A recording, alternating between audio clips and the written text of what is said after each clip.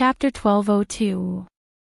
Chin Chu pretended not to hear her. Min walked over and got closer. Then, she stood beside him and called out weakly, "Honey, what?" Chin Chu looked up and purposely put on a straight face. "Fuck." Chin Chu was speechless. His wife stole the line he always used to say, "Honey, what do you think of this dress?" "It's nothing, I hate lace." Chin Chu purposely put on a long face. Min, then, she turned around and ran away. Chin Chu was puzzled. He had just dealt a blow to Min, and now she was running away. Her heart was too fragile. Was he being too harsh with his words? Should he coax her? At this thought, Chin Chu suddenly realized that she was the one in the wrong, not him. He had to be firm. Yes, he had to be firm. He couldn't surrender so quickly. He couldn't do it either. Seduction didn't work either. Then, Chin Chu picked up his teacup, took a sip, and went back to work. 5 minutes later, Min appeared at the door again. "Honey. Honey." Her voice was even more coquettish than last time. Chin Chu unintentionally turned his head and almost fell off his chair, because at this moment, Min's nightgown was gone. She had changed into an extremely sexy, blue-striped maid outfit, trying to seduce him with a uniform. No, he couldn't admit defeat. He couldn't let her go so easily. Chin Chu coughed lightly and pretended not to see anything. He turned around and continued working. "Honey, does this look good?" Min really should thank Zhu Lingling. In order to spice up their relationship, she bought him so many weird things. Although she didn't wear it even once because she was shy, it came in handy when she made a mistake. "It doesn't look good, it's so ugly," Chin Chu said against his will. Min looked down at herself. When she looked in the mirror just now, she clearly felt fine. Did Chin Chu not like it? Then, she turned around and ran away again. This time, Chin Chu wasn't in the mood to work. His Mian was playing a game of cross-dressing. She even tried to seduce him with a uniform. He wasn't in the mood to continue working. His heart began to beat faster. 5 minutes later, when Min came back again, she had changed into a bunny girl outfit. It was white and had 2 rabbit ears. It was very cute. Chin Chu almost couldn't hold back his laughter. In the end, it was his strong willpower that controlled him. Then, he deliberately asked with a dark face, "So our house has become a big forest?" Mian looked at her bra, low-cut blouse, and bunny ears. She was not used to it either. Then, looking at Mr. Chin's murderous eyes, she was sure that she had failed again. Mian stomped her foot in anger, turned around, and ran away again. In the bedroom, she thought about it and decided that she couldn't keep changing her clothes like this. It was a waste of time, and she looked like a clown in front of Mr. Chin. After thinking for a moment, Min decided to use her ultimate move. When Min appeared in front of Chin Chu again, Chin Chu's eyes widened. Min was wearing a bikini, which was rare. She was so traditional that she wouldn't wear such a sexy swimsuit when she went on vacation to the Maldives. But today, she was wearing a bikini, and it was aqua blue. It was a beautiful bikini. It completely exposed Min's golden ratio figure. She had a flat stomach, a slim waist, a curvy butt, and a not too big but not too small cup size. Most importantly, she wet her hair, and water droplets kept dripping down. It was an extremely seductive scene. Chin Chu swallowed his saliva. He couldn't help but whisper, "Honey." Chapter 1203. Seeing Chin Chu's expression, Min knew that her trump card had worked. Oh yeah, she wanted to cheer in her heart. Min gestured with her finger. "Honey, it's getting late, shouldn't we go to bed?" "You're right, Mrs. Chin." The two of them began to play the game of time travel, and they began to talk about ancient people. Then, Chin Chu stood up, He picked up Huamin horizontally and walked straight into the spacious bedroom on the second floor. Huamin was elated. If she knew that this method would work, she would have used it a long time ago. She didn't have to be so scared. She almost peed her pants. Mr. Qin was really scary when he was angry. Huamin made up her mind that Mr. Qin would fall for her beauty trap and not pursue what happened tonight. But she forgot one thing. Who was Mr. Qin? He was famous for being two-faced. Would he let Huamin off the hook so easily? No, if he let her off the hook so easily, then he wouldn't be Qin Chu. In the bedroom, after Qin Chu placed Huamin on the bed, he didn't rush to get on top of her. Instead, he began to unbuckle his belt. Huamin opened her eyes shyly when she heard the clanking sound of metal. She thought to herself, my husband knows how to unbuckle his belt, and I don't even have to do it myself. Just as she thought about it, she saw Qin Chu tie Huamin's hands up with his belt. Honey, are you that hardcore? Huamin was a little dizzy. No way. S&M. This was too explosive. How come she didn't know that her husband was such a wild man before? Sure enough, although humans had evolved into the highest level of animals, their bodies were still stimulated by male hormones, and they still had the most primitive wildness in their hearts. Huamin thought that if her husband wasn't angry, then it wouldn't be a big deal to play hardcore once in a while. After all, he was her husband, not an outsider. Plus, Mr. Qin was so nice to her that he wouldn't hurt her. Thinking of this, Huamin said weakly, honey, just tie me up. Forget about the whip and wax. Ha, I can't take it. Qin Chu narrowed his eyes and looked down at Huamin. Then, he smiled evilly. Can't take it. You're pretending to be a little sheep now. When you're racing, why don't you think about whether you can handle it? Hubby. I was wrong.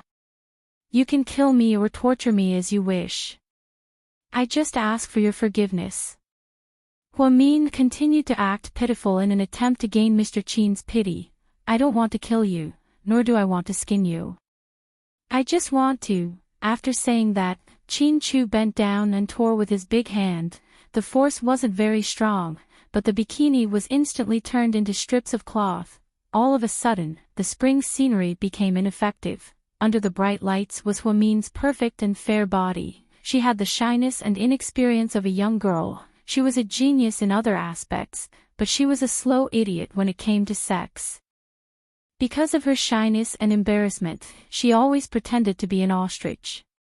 She would bury her head under the covers and only show her head when he was done. Zhu Lingling had scolded her several times and told her that she was useless. Zhu Lingling even taught her some tricks. However, she was too embarrassed to use them on Qin Chu. Today's occasion, under this kind of atmosphere, was truly unprecedented. Hubby, please forgive me. Huamin looked at Qin Chu with puppy eyes. She had a pitiful look on her face. Sure, after tonight, I'll forgive you. After saying this, Mr. Qin bent down and started kissing her all over her body. The sound of rapid breathing could be heard in the room. In an instant, the atmosphere became extremely ambiguous. Chapter 1204. Huamin originally thought that they were just going to have sex like every other time. At most, Mr. Qin wouldn't have enough and would do it a few more times, but this time, she guessed wrongly. Under Mr. Qin's skillful teasing, Huamin's face was as red as a boiled crab. Her desire was at its peak, and she thought that they could make love to each other, but she was wrong again. Mr. Qin actually got up and left. What was going on? Honey, what is it, honey? Qin Chu sat on the chaise lounge, lit up a cigarette, and asked slowly. Huamin found it hard to speak. You want it? Qin Chu asked. Huamin nodded shyly, but Mr. Qin said the cruelest word of her life, no. Damn it, he teased her until she couldn't take it anymore, and then he got up to smoke and shamelessly said that he wouldn't give it to her. Honey, don't be like this. Huamin's heart itched. She was a normal person, okay? Who could stand being teased like this by the person they loved? Think about it, calm down. Min, her hands were tied by Mr. Chin's belt, so she couldn't move at all. Min lay on the bed, closed her eyes, and forced herself to calm down. Don't think about anything and calm down. I don't want it, I just don't want it. After 5 minutes, Min felt a lot better. She opened her eyes, and was dumbfounded again. Mr. Chin threw away the cigarette in his hand and pressed himself on her again. This time, he kissed her like a storm. The consciousness that she had just gathered with great difficulty was once again crushed mercilessly. Then, just when she couldn't take it anymore, Mr. Chin got up and straightened his collar. Chin Chu, you bastard, are you messing with me? Min finally understood what was going on. Mr. Chin wasn't asking for the truth, he was just toying with her. Chin Chu's gaze was clearly saying, yes, I'm playing with you. So what? Bite me. Honey, calm down. We'll continue in 5 minutes. Min felt as if countless alpacas were running through his heart. Chin Chu, what kind of hero are you to play like this? I'm sorry, I'm not a hero. In this family, I only want one identity, your husband. If you want to kill me, then do it quickly. Killing me is just a matter of time. What's the point of playing like this? Interesting, very interesting. Seeing Chin Chu's infuriating look, Min was also furious. Seeing that force didn't work, she changed her strategy. Honey, don't be like this, okay? Let's talk things out. I can't talk, but I'll do my best. I promise that tonight will be very enjoyable. Chin Chu smiled meaningfully. Min was speechless, she couldn't hold it in anymore.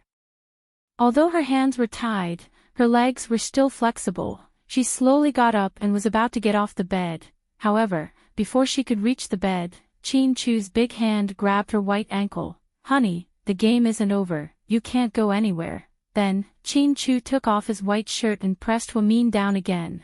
Then, it was another round of extreme lovemaking. But no matter what, he wouldn't give it to her. It was foreplay all the way, and Min felt like her entire body was on fire. Like a raging fire. Chin Chu's method was so fucking cruel. Chin Chu, we're a married couple, how can you treat me like this? She deliberately provoked him. We're a married couple, why didn't you think of me when you were racing? Honey, I was wrong. Min cried and begged for mercy again. It's too late to admit your mistake. Then, Chin Chu began another round of gentle torture. The truth was, during this process, Chin Chu was even more uncomfortable than Min. He loved her so much that his body was reacting to it. Min felt something hard pressing against her legs. That feeling was indescribably satisfying. She took a deep breath and angrily asked, "Stupid Chin Chu, do you dare to come in here?" Chapter 1205. I wouldn't dare. Mr. Chin replied shamelessly. Min wanted to bang her head against the wall. How could he torture her like this? He might as well just beat her up. She was going crazy. In the end, Min couldn't persuade him with force or persuasion, so she had to give up resisting. Then, she silently cried. As expected, Chin Chu's heart softened when he saw Min like this. Honey.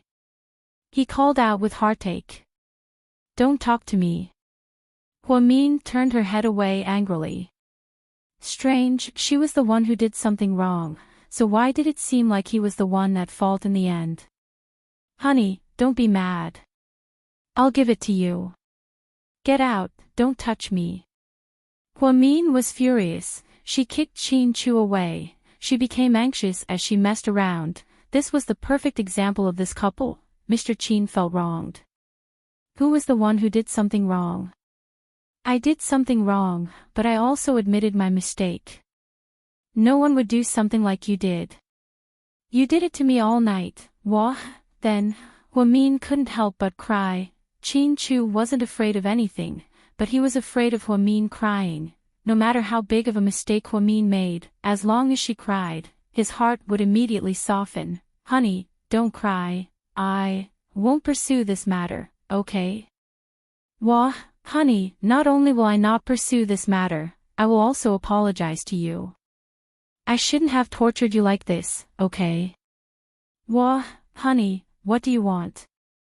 As long as you don't cry, I'll listen to everything you say. Really? Hua-min immediately stopped crying and glanced at Mr. Qin suspiciously. Really? Qin Chu made up his mind to not pursue this matter. As long as his wife didn't cry, everything would be okay. Then, untie me first. Hua-min pouted and cupped her hands. Without another word, Qin Chu untied her.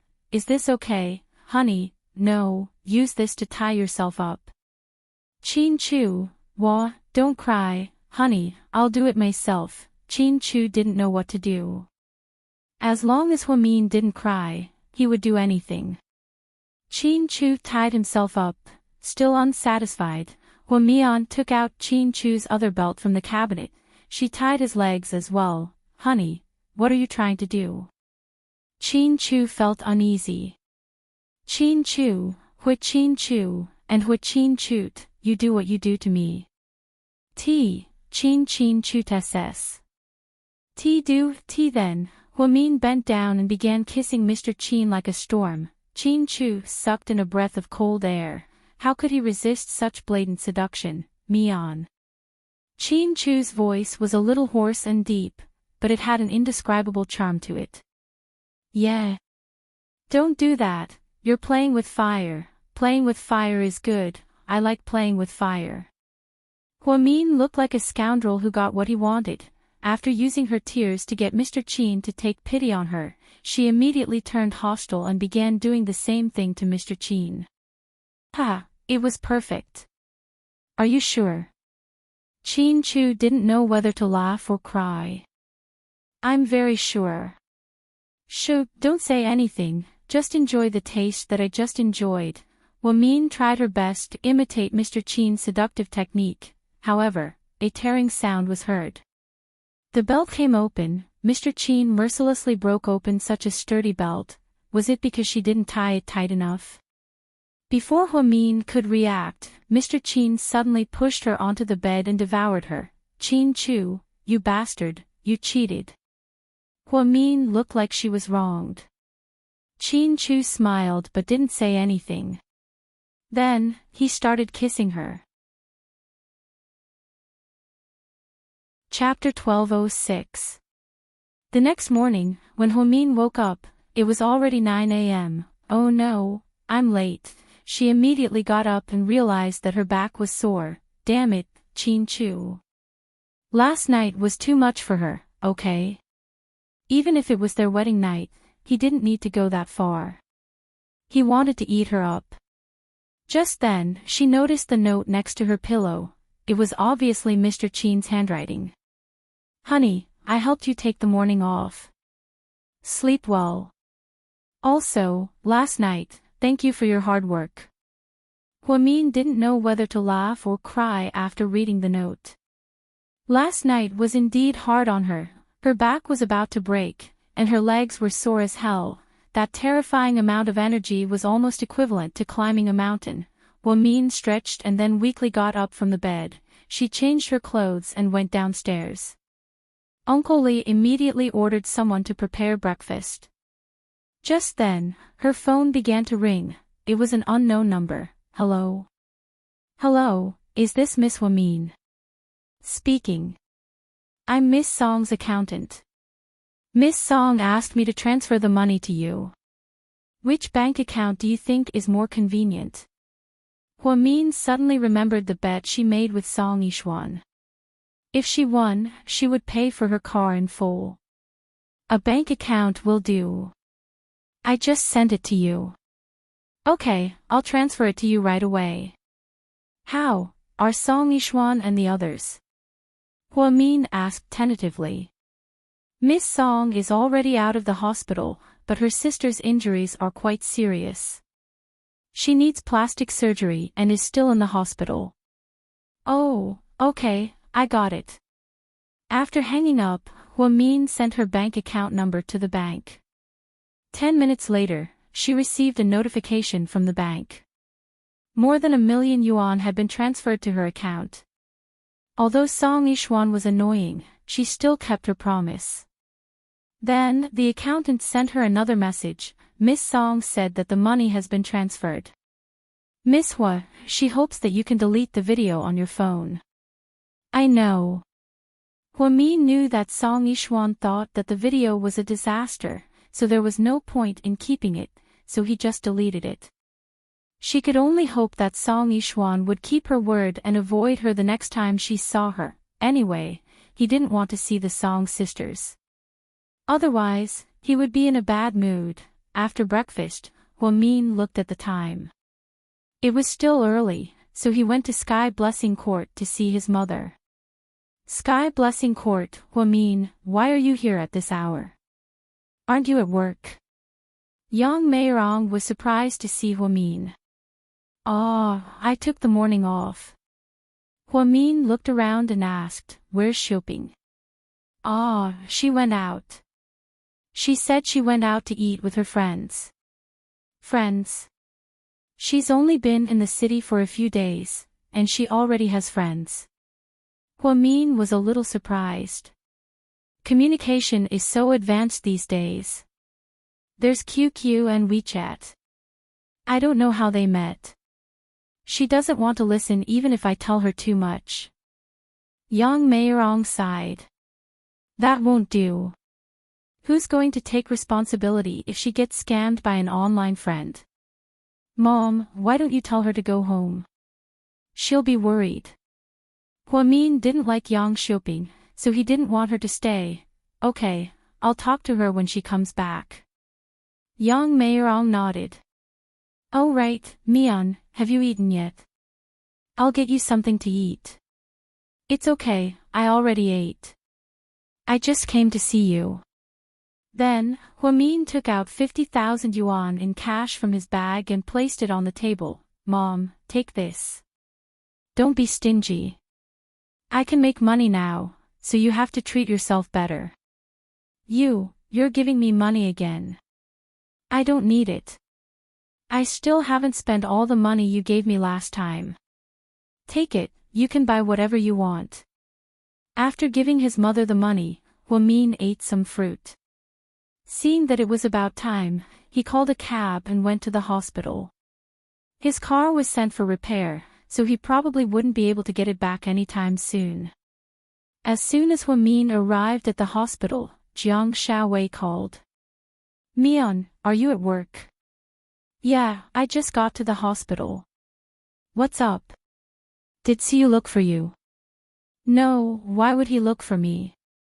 Hua Min was a little confused. Jiang Xiaowei wanted to say something but stopped. Chapter 1207. What's wrong with him? Hua Min asked anxiously. She thought something happened to Suyu. He's going on a long trip, his flight is at 1:20. I thought he'd visit you before he left. A long trip? Where is he going? Hua Min was a bit surprised. Suyu rarely went on long trips. Even when he went overseas for vacation, he would be back in a week at most. He's going south with his grandfather for an inspection. He's going with the army. I think he'll be gone for at least a month. What about the company? Imperial Star is fine. He can give orders over the phone. Plus, the vice president of Imperial Star is from his family, so it's fine. Oh, I see. So he didn't go to you? No. Hua Min nodded. He didn't call you either? Jiang Xiaowei asked in disbelief. No. Maybe he thought it through. Who knows? Anyway, I heard from Wei Liao. It's a sudden decision. It is. After hanging up the phone, Hua Min didn't think too much about it. Suyu's trip had nothing to do with her. Then, she picked up the patient information her assistant gave her and began to read it. The truth was, Suyu did come to South Side in the morning, but he didn't see Hua Min. He asked her assistant and found out that she took the morning off. Su left in disappointment. There was only an hour left until 1:20. Inside the VIP lounge at the airport. What's wrong with you? You're going to South Sea for a month. Are you crazy? Tang Chuan was very displeased. If Su left, who would hang out with him? My grandfather is old, and sometimes even his assistant can't figure him out. I'll go with him and take care of him. I think you want to hide from Huamin. Why would I hide from her? Su smiled helplessly. You want to see if you can try to forget her and let her go after being away for a month. You speak as if you know me very well. Su smiled. Do you dare to say no? Tang Chuan questioned. If you say so, then so be it. But if I can really go out for a month and let go of her, that would be a relief. Su was actually in a bit of pain right now. The deeper he fell, the less free and easy he felt, especially when he found out that Huamin had risked his life to race. If Huamin was his woman, he would definitely carry her upstairs and give her a good spanking. I'll teach her a good lesson and see if she dares to be so lawless in the future. But he couldn't because he didn't have the right to control Huamin. The only person who could control Huamin was Qin Chu. It would always be Qin Chu. So every time he thought about this, Su felt extremely pained. Last night in the yurt, after Huamin left, he was in a bad mood and drank a lot of white wine. Then, he completely got drunk. After drinking, he vomited, and after vomiting, he drank again. Even Jiang Shaowei was speechless. She never thought that Su would love Huamin so much. He loved her so much that he couldn't even talk about it. When Su returned to the mansion drunk, he didn't even remember what his mother and grandfather said. Anyway, when he woke up this morning, his grandfather announced that he had to take him with him to the south. Maybe his grandfather didn't want to see him in so much pain and wanted to take him into the army so that he could experience life in the south. To be honest, Su didn't want to leave because his heart ached when he thought about not being able to see Huamin for a month. Then you don't want to see her before you leave? Tang Chuan asked. Forget it. Su lowered his head with a heavy heart. At this moment, Tang Chuan picked up his phone and called Huamin. Huamin. I'm Tang Chuan, can you come to the airport to send Lord Su off? I'm begging you. Tang Chuan rarely spoke so seriously, let alone when he was begging someone. Huamin was dumbfounded when he heard this. You little brat, what are you doing? Hang up. Su didn't want to make things difficult for Huamin, so he grabbed Tang Chuan's phone. There's still an hour before departure. I really want to know, will she come? Tang Chuan looked at Su sympathetically. Lord Su did so much for that woman, and now she wasn't even willing to send him off. Chapter 1208. Southside Recuperation Center. Huamin sat in her office in a daze as she held her phone in her hand. She knew that Su was leaving Sea City for a while. Because Jiang Shaowei had told her about it a long time ago, she thought that Su would send her a Weibo message or something, but he didn't. What was even more surprising was that Tang Chuan, a passerby, couldn't stand it anymore. He actually took the initiative to call her and asked her to send Su off. But was it really meaningful for her to go? Of course not. First of all, if Huamin went to send Su off, even if Mr. Qin wasn't jealous, he would still feel uncomfortable. Plus, it wasn't like Su wasn't coming back, he was only leaving for a month. Second of all, she didn't like Su at all. If she went to send Su off, it would definitely leave him with a glimmer of hope. Rather than continue to make him suffer, she might as well not go and cut off his hopes. Third of all, even if she and Su were friends, they were very distant friends. There was no need to make it so grand and even go to the airport to send him off, so, after some consideration, Huamin decided to be a heartless woman for once. She knew that Wei Liao, Tang Chuan, and even Shaowei might think that she was too heartless. Su did so much for her, but she didn't even send him off. But it wasn't as simple as a farewell. She knew that she owed Suyu, so she couldn't take everything that Suyu did for her for granted. But in this life, she met Chin-Chu first, so she couldn't give anyone else her feelings. Her heart was too small. It was so small that it could only fit Mr. Chin alone. She wasn't greedy. God had already given her the best man, so she had to cherish him. She would rather betray him than betray him. In this life, she would rather betray the world than betray Chin-Chu's love. Mr. Chin didn't like to talk. Most of the time, he used his actions to prove himself. That man, from his youth to his middle age, had been deeply in love with her all these years. That love was deep and unforgettable. Back when Chin-Chu underwent heart surgery, Min had experienced those demonic days. She finally saw her own heart clearly. She was willing to sacrifice her life for him, so, no matter what kind of infamy she had to bear, no matter what kind of accusation she had to bear, it was fine to say that she was ungrateful. You could say that she was burning the bridge after crossing the river, or even that she was not worth befriending. There was no way she was going to give it to Suyu. He definitely couldn't go to the airport, but she really hoped that Suyu could get over it, give up his obsession with her, and pursue a new beginning that belonged to him. "Chief, there's another patient who wants to see you, but you're not supposed to see them today. Do you want to pick them up?" Chen Jie ran in, panting. "Pick it up. Those who are here to register must be in a hurry to see a doctor. They can't be delayed." Min nodded and calmly continued to make house calls. At the airport, a young man in a military uniform walked over to Suyu and saluted him.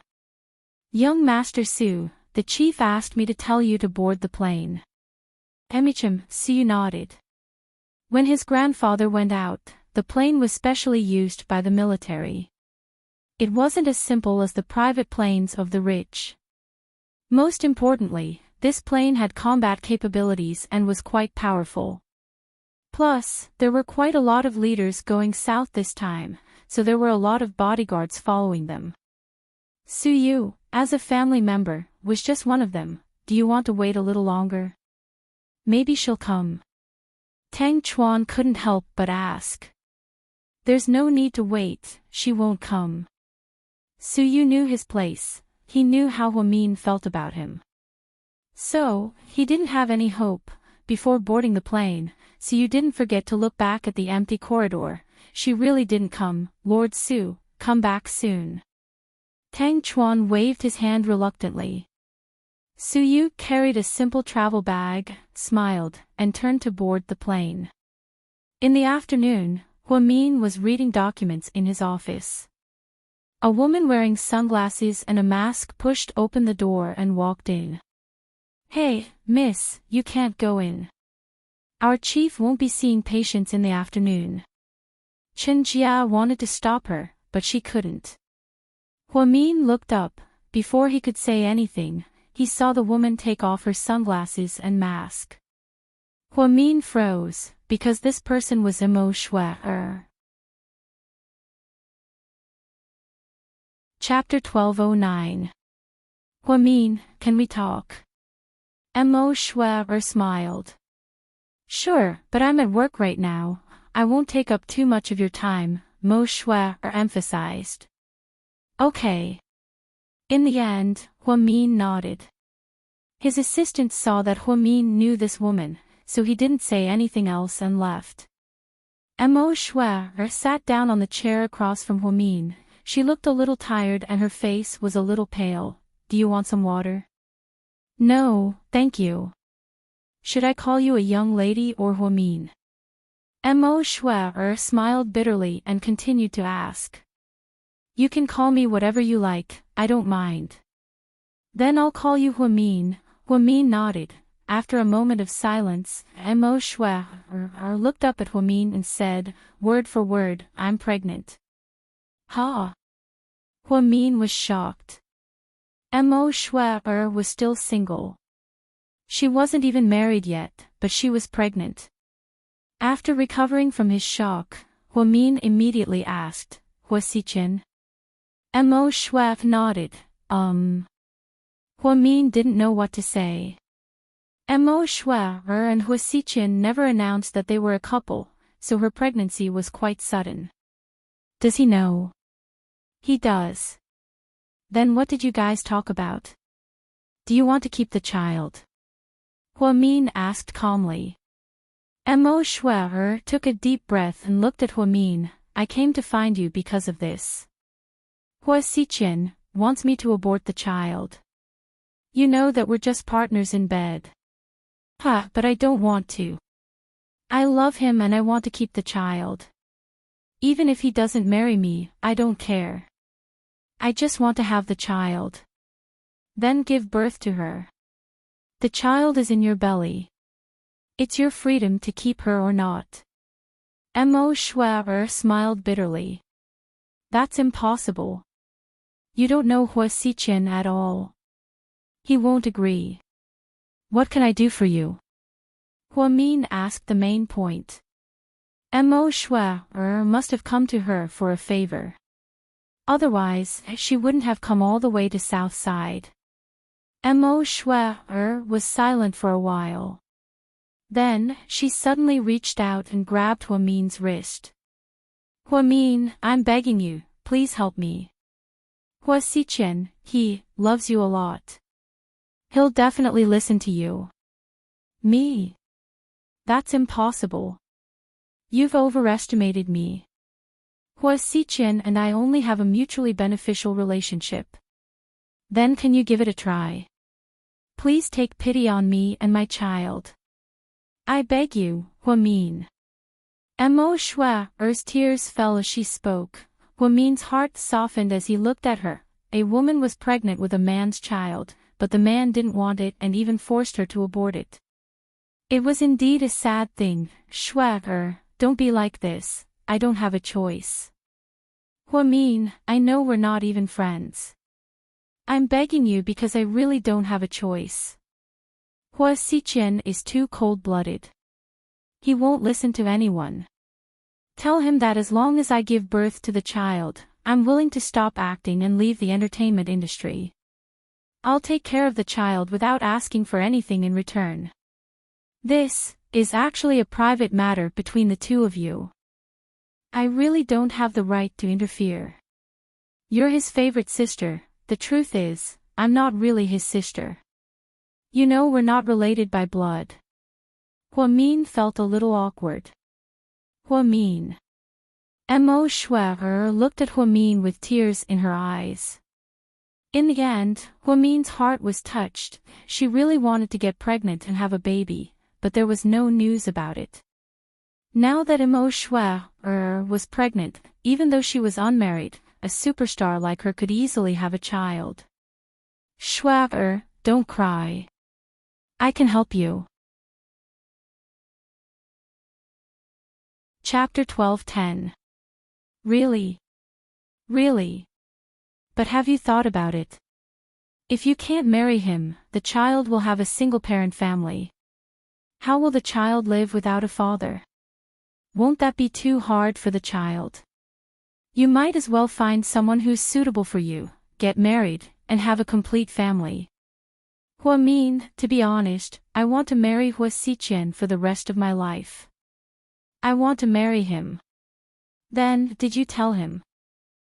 When he was with me before, he already reminded me in advance that when we're together, we can play however we want. I can get whatever money I want, but he can't marry me. I was the one who asked for too much. I couldn't control myself and fell into his trap. I can't blame him. It must be hard for you to think that way. Huamin sympathized with Mo Shuai.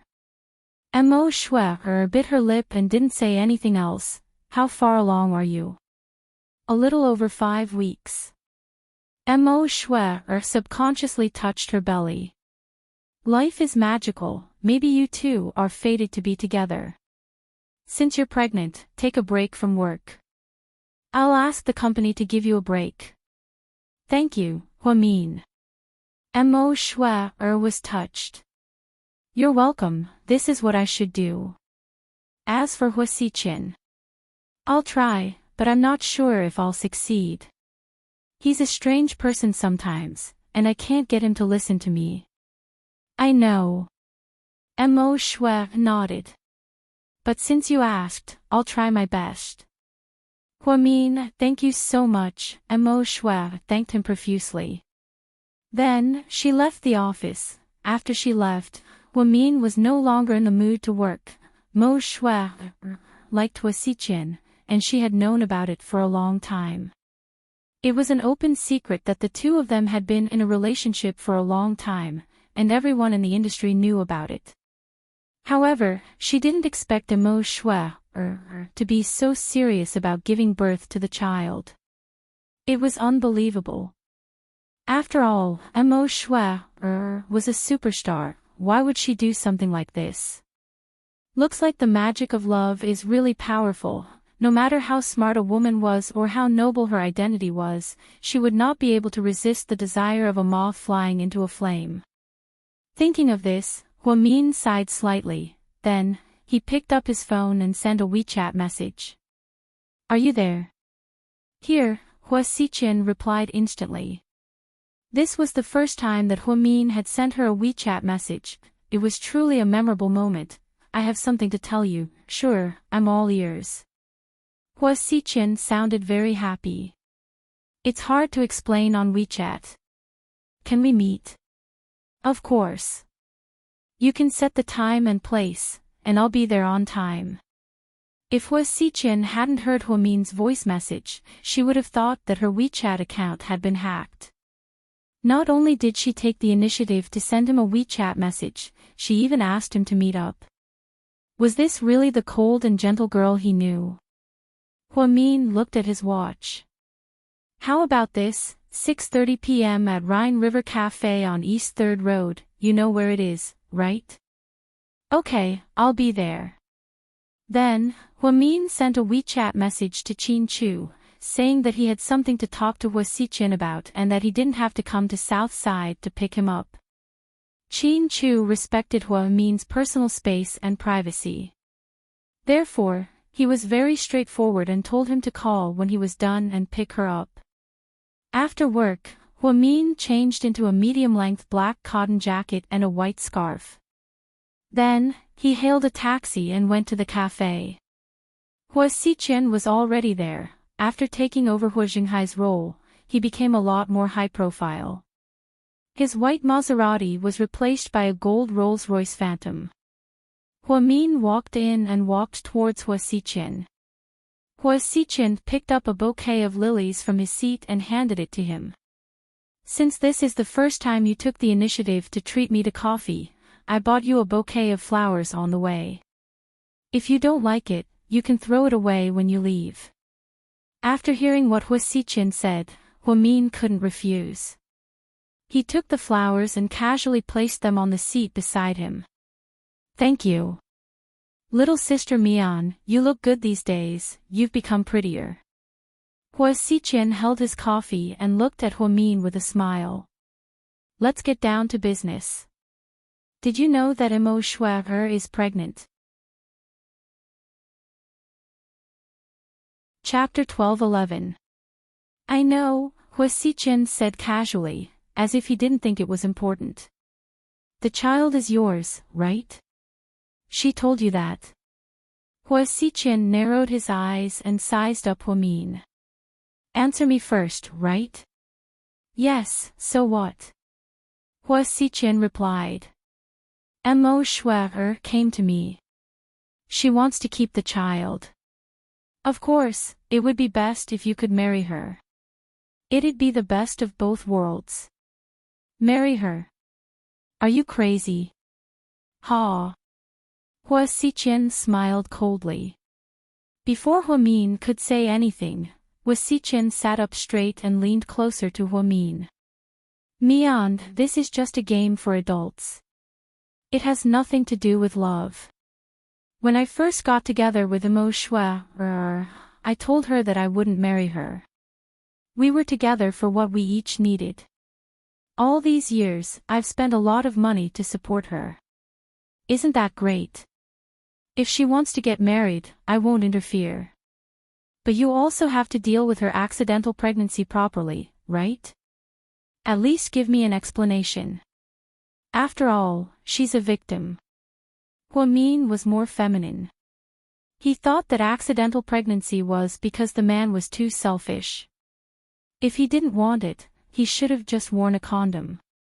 If he didn't, he would have been a scumbag if he wanted to have fun but didn't want to take responsibility. After she asked this question, Hua Xiqin sneered again. Victim. Her.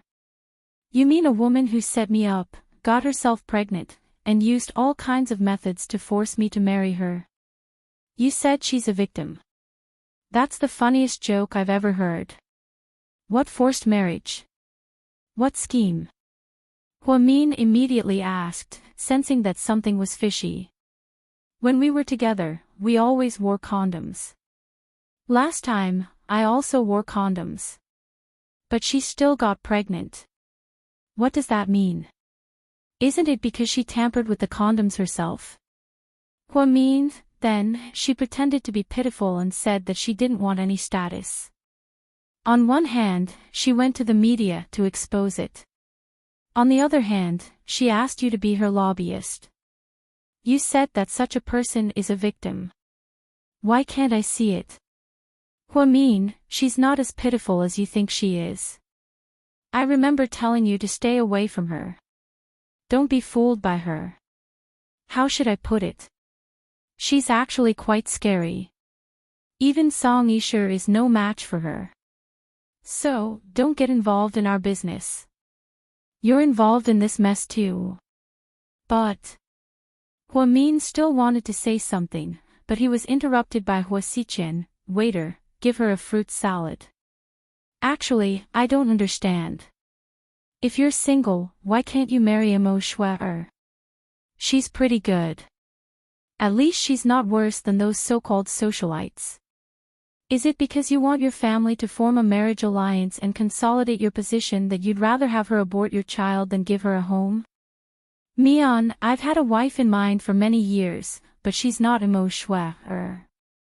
Hua Xiqin said word by word with a serious expression on his face. Huamin, on the other hand, was slightly surprised. Just then, a few women walked in.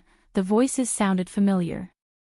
Huamin turned around and saw that it was Song Yishuan and a few of her best friends. Song Yishuan had just walked in when she saw Huamin, and her face immediately turned awkward. Yishuan, what's wrong? I don't want to drink coffee here anymore. Let's go. Then, Song Yishuan turned around and left. She kept her promise and backed away from Huamin as soon as she saw him. Mian, I heard that you won a car race against the Song sisters? Hua Xiqin changed the topic. Chapter 12:12. How did you know? That aerial video is really popular on WeChat. I recognized your car right away. Hua Xiqin smiled. Huamin was speechless. When she thought of that damned video taken by some meddlesome fellow, she was furious. If it wasn't for that video, how would Mr. Qin know about it? How would she be tortured by Mr. Qin the entire night?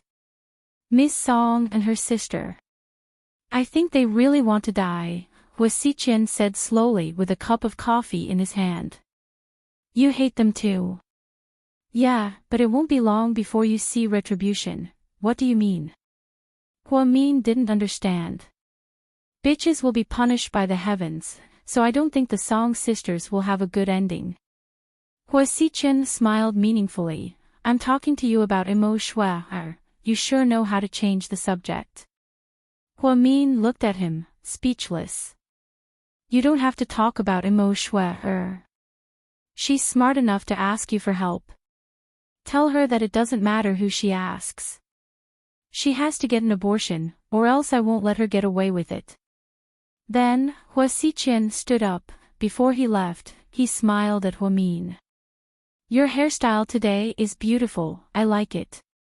Huamin froze. She subconsciously touched her hair. It was still in a bun, just like every other day. She didn't know why this guy suddenly said something like that. After Hua Xiqin left, she called Mo Shuer.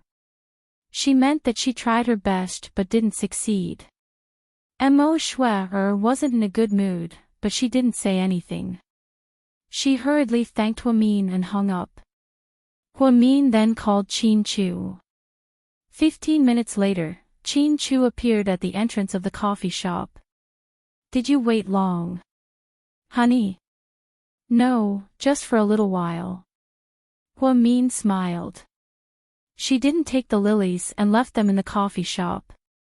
She didn't want to make Mr. Qin jealous. What do you want to eat tonight? Qin Chu asked. Whatever. I don't have much of an appetite recently. No appetite. Could it be? Qin Chu didn't finish his sentence. Huamin immediately explained, no, my period just came today. Oh. Qin Chu nodded and didn't say anything else. However, there was no disappointment in his eyes. He had already let nature take its course when it came to children. It would be better if they had children, but he wouldn't be disappointed if they didn't. He also wouldn't pressure Huamin. What did you talk about with Hua Xiqin? About the Hua Corporation. Qin Chu chatted casually. No, it's about his personal matters. Mo Shui is pregnant and wants to marry Hua Xiqin. Hua Xiqin won't agree, Qin Chu said. How do you know? Huamin thought it was quite strange. Hua Xiqin never cared about Mo Shui, why would he marry her? Hua Xiqin did tell me that he already had a wife in mind many years ago, so he won't marry Mo Shui. That's strange. Who is it that he's been thinking about for so many years? Is it his first love from school? Huamin muttered curiously. Qin Chu glanced at Huamin with a complicated expression. Did he tell you that? Yeah. Huamin nodded. Honey, in the future, if possible, don't meet Hua Xiqin alone. I don't really like him. Okay. Huamin nodded obediently. On an island in Southeast Asia, a hot girl in a bikini sat on a rock by the sea. She picked up her phone and said to the other end, Dad, I entered the country a while ago and went to Sea City. I saw her. Are you crazy? How many times have I told you not to look for her? Don't look for her. The old man on the other end of the phone yelled in exasperation, but I miss her a lot. The girl said with a happy smile on her face. Then, how is she doing now? The old man's voice was a little agitated. He seemed to really want to know more about her. Chapter 12-13. She's doing great, she's doing great. Her brain didn't go to waste. She became a doctor, a very good doctor. The girl smiled. That's good. The old man's words seemed to have a deeper meaning. Dad, when can we go and meet her? I can't wait, now's not the time, you can't mess around. If you don't want to kill her, then don't go. You can't even enter the country, there are too many people watching you. You're taking too much risk, I'm doing it because. Before the girl could finish her sentence, the old man cut her off. The old man angrily hung up the phone. The girl pouted and threw her phone onto the beach. She took out the work pass that she had painstakingly stolen from the bag beside her. She gently touched it, then, she repeated the words, neurology attending physician, Huamin, Huamin. When she said Huamin's name, her eyes were filled with endless gentleness. Song Yisher had been staying at the first hospital ever since she raced with Song Yishuan at Mount Akina. Actually, with her condition, she should have stayed at Southside to recuperate, but she hated Huamin too much. Also, she promised Huamin that if she lost, she and Song Yishuan would have to avoid Huamin. Therefore, she had no choice but to stay at the first hospital. Song Yisher's other body parts were fine, but her nose was a little dented. When the car fell, her head hit the bridge of her nose. If it was an original nose, it would have been fine, since it would only be a slight fracture. However, her nose had been surgically repaired and had to be injected several times before it was fixed. Just like that, her nose was ruined. Song Yisher was furious and didn't talk to Song Yishuan for a few days. Song Yishuan didn't dare to see her cousin either. After she was discharged from the hospital, she had been hiding. On the hospital bed, the medical staff removed the white gauze from her nose. The Song family funded a second plastic surgery for Song Yisher's nose. Not only did they spend many years importing injections from abroad, but they also spent many years importing injections. He even hired a famous plastic surgeon from the capital city. Mayor Song really doted on his daughter. Song Yisher held up the mirror and looked at her nose after her plastic surgery, looking left and right. Give it a try. What do you think? Lady Song looked at her daughter nervously. It's just a so-so. Song Yisher didn't seem particularly satisfied. Why do I feel like you're even prettier than before? Look at how voluptuous and perky you are. You're even prettier than before. Lady Song comforted her daughter. I think so. All right, all right. My little ancestor, as long as you're well, it's fine. You really scared your mother to death. Tell me, why are you hanging out with that lunatic Xian Xian? If something really happened, how do you want your mother to live? Don't mention that crazy woman to me. I believe that she regretted it until she died. She almost got me killed. Song Yisher's face darkened at the thought of her cousin. Okay, she was scared out of her wits and was scolded to death by your uncle. Let's be careful this time and drive slower in the future. Mom, does the Qin family know that I'm hospitalized? They do. I told Qin Chu's mother on WeChat. But, why didn't they come to see me? Song Yisher asked. Qin Chu's mother said that she went abroad. As for Qin Chu, he probably doesn't know, right? Mom, call Qin Chu and tell him that I'm in the hospital. Sure, is that necessary? Lady Song didn't understand her daughter's actions. What was the point of calling Qin Chu when she was hospitalized? Of course, I want him to feel bad and know that I'm in this state because of his wife. If Huamin didn't hate me and forced Xian Xian to put me in the passenger seat, I wouldn't have gotten into this accident. That woman has ulterior motives. She's afraid that I'll steal Qin Chu away from her, so she wants to kill me. What a vicious woman. But, do you think Qin Chu will believe you? Lady Song was slightly worried. Chapter 12-14. He didn't believe me once or twice, but if I tell him more often, maybe he'll slowly believe me. It's a long road to winning Qin Chu's heart. Mom, I'm not in a hurry, I just want results. As long as Qin Chu is mine in the end, that's enough. I'm willing to do anything. Song Yisher's eyes flashed with a cold light. Lady Song frowned slightly. However, she couldn't dissuade her daughter, so she called Qin Chu. Hello. Huamin picked up the phone because Qin Chu was in the shower. I'm Yisher's mother. Oh, how can I help you?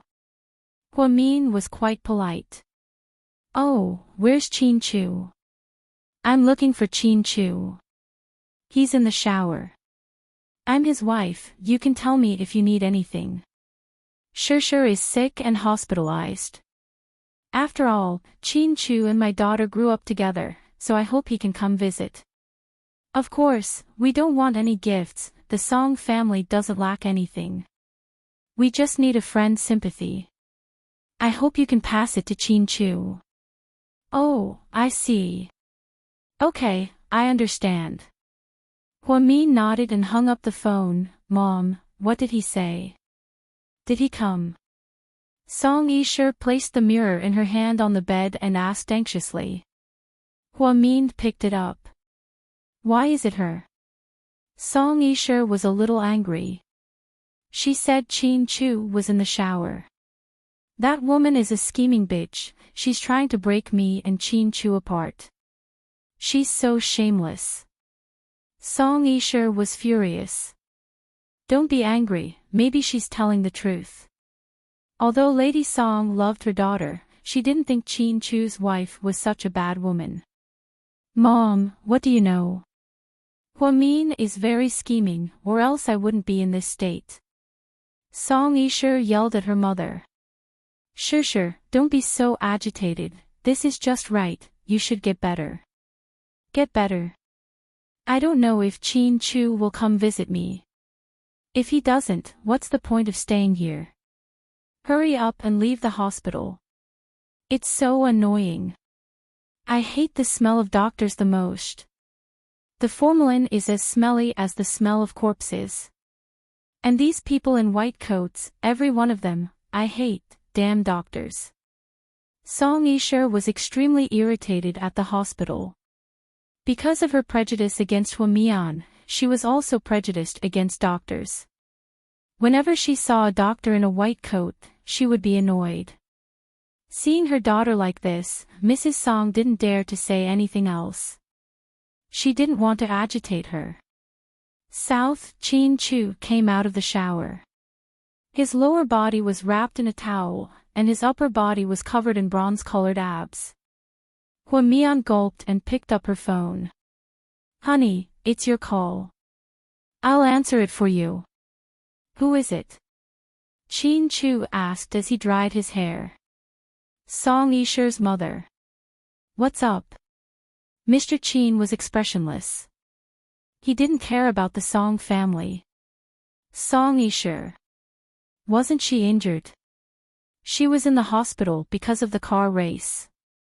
Lady Song wants you to go see her daughter. Why should I?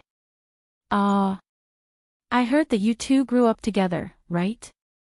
Me and her. Chin Chu sneered.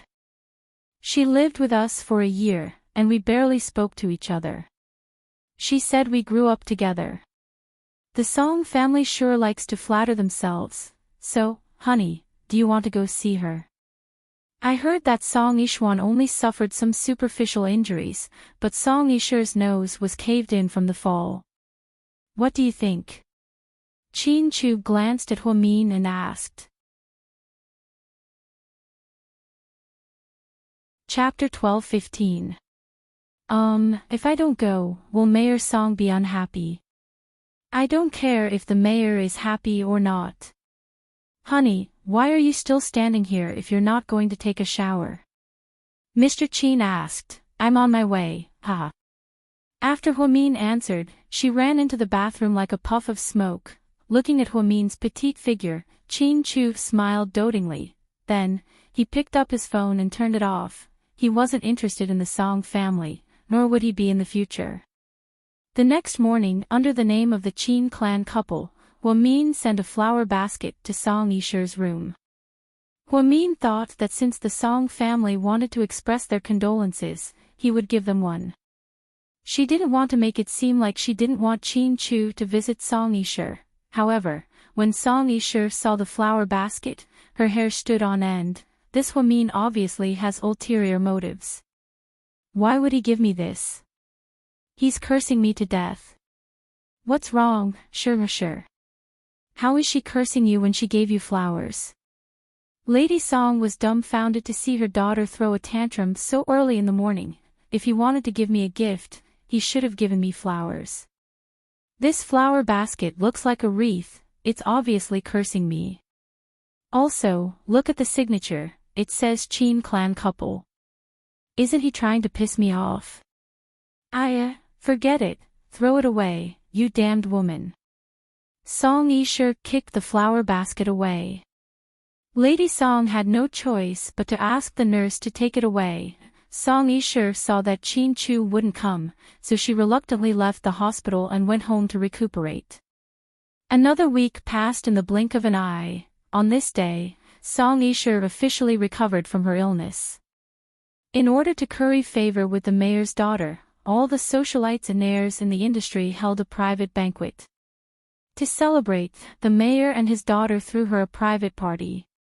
Hua Xiqian was also invited. He drove his Rolls-Royce Phantom to the private room on the top floor of Seductive Fox. There were more than 30 people inside, both men and women. The smell of cigarettes was very strong in the private room. Some people were singing, some were drinking, and some were playing finger-guessing games. The main character, Song Yishur, was wearing a white strapless dress and sitting in the middle of the sofa. He didn't seem to be in a good mood. "Hi, Miss Song." "Young Master Hua." Song Yishur raised her head and nodded. "Congratulations on your discharge." Hua Xiqian raised a glass of wine. "Thank you." The two of them gently clinked their glasses before downing the contents in one go. Then, Hua Xiqian sat on the other side and started to joke around with the socialites. Song Yishur, on the other hand, was surrounded by a few playboys who were fawning over her. Sure, do you want to go to the Maldives? I'll treat you to a vacation," a rich second-generation heir said with a smile. "Not interested." Song Yishur coldly refused. What kind of joke was this? Wasn't the Maldives where Huamin and Qin Chu went on their honeymoon? She never planned on going there again. "Miss Song, I'm going out to sea on a cruise tomorrow. Let's go together, and enjoy the sea breeze." "I'm sorry, I haven't fully recovered yet. I can't enjoy the sea breeze," Song Yishur continued to refuse. "Little sister Shur. I heard that there's a beautiful jade hairpin from the Han Dynasty at the auction next week. I want to buy it for you. Can you come with me?" "I'm sorry, I don't like antiques." Song Yishur's arrogance made most of the playboys turn her down. Thus, everyone stopped crowding around her. Just then, Hua Xiqian walked out of the crowd and sat down beside Song Yishur. "I heard that you were hospitalized because you were racing with my little sister. Why are you asking the obvious? You did it on purpose, didn't you?" Song Yishur coldly looked at Hua Xiqian. "Ha! I know you like Qin Chu. To be honest, I don't like Qin Chu being with my little sister either. I want to break them up too." Upon hearing what Hua Xiqian said, Song Yishur froze for a second. Then, she asked in surprise, "What do you mean? Maybe we can work together. I think, after all, there's strength in numbers. Work together." Song Yishur was surprised by Hua Xiqian's suggestion. Chapter 12:16. After all, there's strength in numbers. There's a limit to what you can do alone. But, why should I believe you? How do I know that you're not on Huamin's side, and that you're trying to set me up? Song Yishur was very smart. She obviously didn't believe Hua Xiqian's words. "I believe that you're a smart person and can analyze the situation yourself. First of all, Huamin and I aren't related by blood. She's an illegitimate daughter, and I'm adopted. Second of all, the battle for the shares of the Hua Corporation has always been intense. I'm more interested in her shares, but I can't do anything about it. She's even working with Qin Chu to deal with me, which makes me very unhappy. Third of all, I don't like Qin Chu. Whatever he wants, I feel uncomfortable. So, I'd rather destroy Huamin than let her be by Qin Chu's side. Basically, if they're doing well, I feel uncomfortable." After Hua Xiqian said this, Song Yishur looked at him suspiciously. The two of them didn't speak for a long time. In the end, Song Yishur couldn't hold it in anymore and asked, "Do you have any good ideas?" "I do have an idea." "What is it?" Song Yishur asked anxiously. Hua Xiqian looked around and said in a low voice, "Miss Song, there are too many people here, so it's not convenient. How about this, I'll drive you back after this, and we'll talk in the car." Song Yishur thought for a moment, hesitated for a few seconds, and finally nodded. "Okay." Half an hour later, Song Yishur got impatient and announced the end of the party. Then, she refused to be escorted by her friends and got into Hua Xiqian's car. "Can you tell me now? What is it?" Song Yishur really wanted to separate Qin Chu and Hua Xiqian, so she couldn't wait. Hua Xiqian smiled, not in a hurry to answer. Instead, he took out a bottle of mineral water and handed it to Song Yishur. don't worry, we have plenty of time. Come, drink some water first. I'm not thirsty, thank you. Song Yisher pushed the bottle of mineral water away. She was actually very cautious. She would not casually drink something that was given to her by others. Hua Xiqian smiled. Then, he opened the bottle of mineral water and gulped it down. Song Yisher looked at him with a complicated expression. As he screwed the cap back on, he said, actually, the key to unraveling them is really you. We need you to complete this plan. What's the plan? Tell me about it. Song Yisher made up her mind. Hua Xiqian had a perfect plan. Otherwise, she wouldn't be wasting her breath here with him. My plan is very complicated. I plan to tell you slowly. Just then, Hua Xiqian turned on the heater in the car. Song Yisher smelled a strange smell and sneezed twice in a row. What's that strange smell in your car? Song Yisher asked with a frown. Actually, just as Hua Xiqian said this, Song Yisher's vision went black and she fainted. TSK.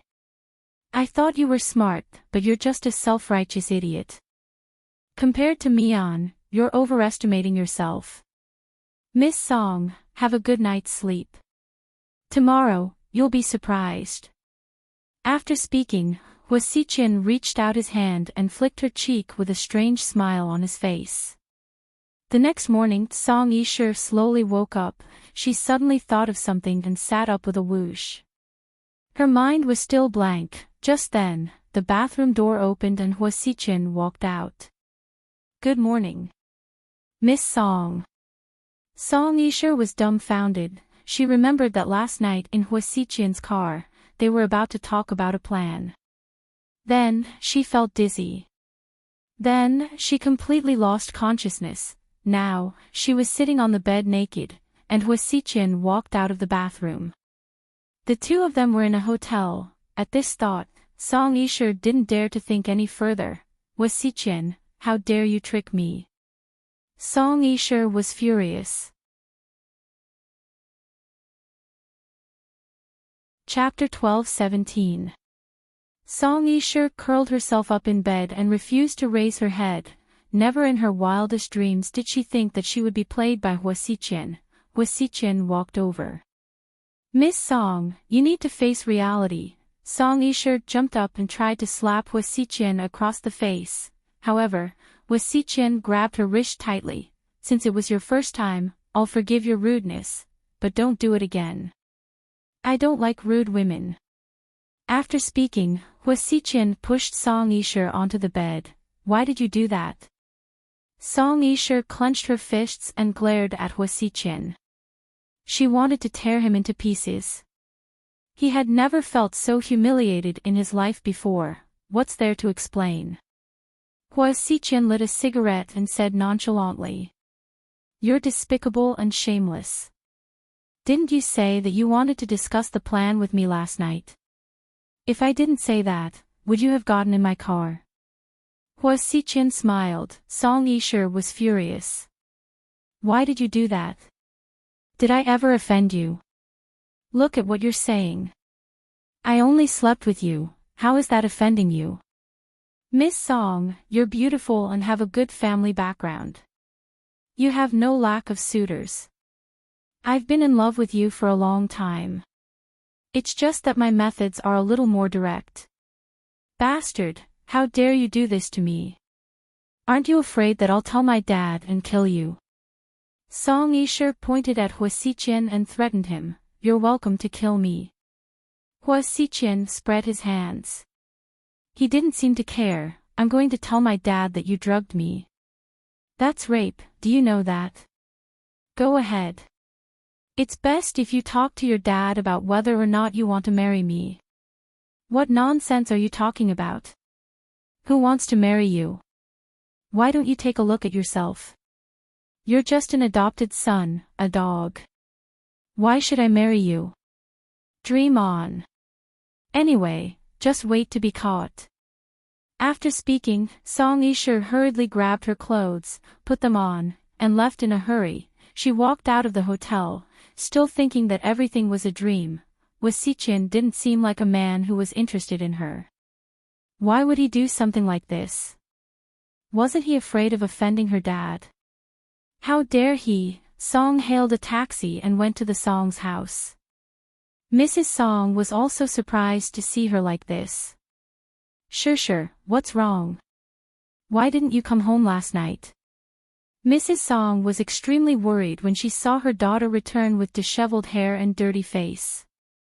Mom, I'll go upstairs to take a shower and change my clothes first. Song Yishur forced herself to calm down. She went upstairs to take a shower and changed into a clean set of clothes. She carefully reorganized the events of last night. The more she thought about it, the more she felt like it was a trap. Wasichyan purposely teamed up with her, tricked her into the car, and drugged her. At first, she didn't even drink the water Wasichyan handed her because she was wary of him. But later on, she smelled a strange smell in the car and then lost consciousness.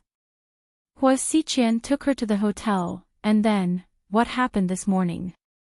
So, Wasichyan never wanted to deal with Hwamin. They were all bait, but what was her purpose in doing so? Was it just to sleep with her? The strange thing was, Song Yishur didn't feel uncomfortable. It didn't seem like she was violated last night. After all, she was sure of that, but it didn't make sense. If he didn't violate her, then why did he take her to a hotel to spend the night? At this thought, Song Yishur rushed downstairs. Sure. Lady Song walked up to her. Mom, I'm going out for a bit. I'll talk to you later. Chapter 12-18.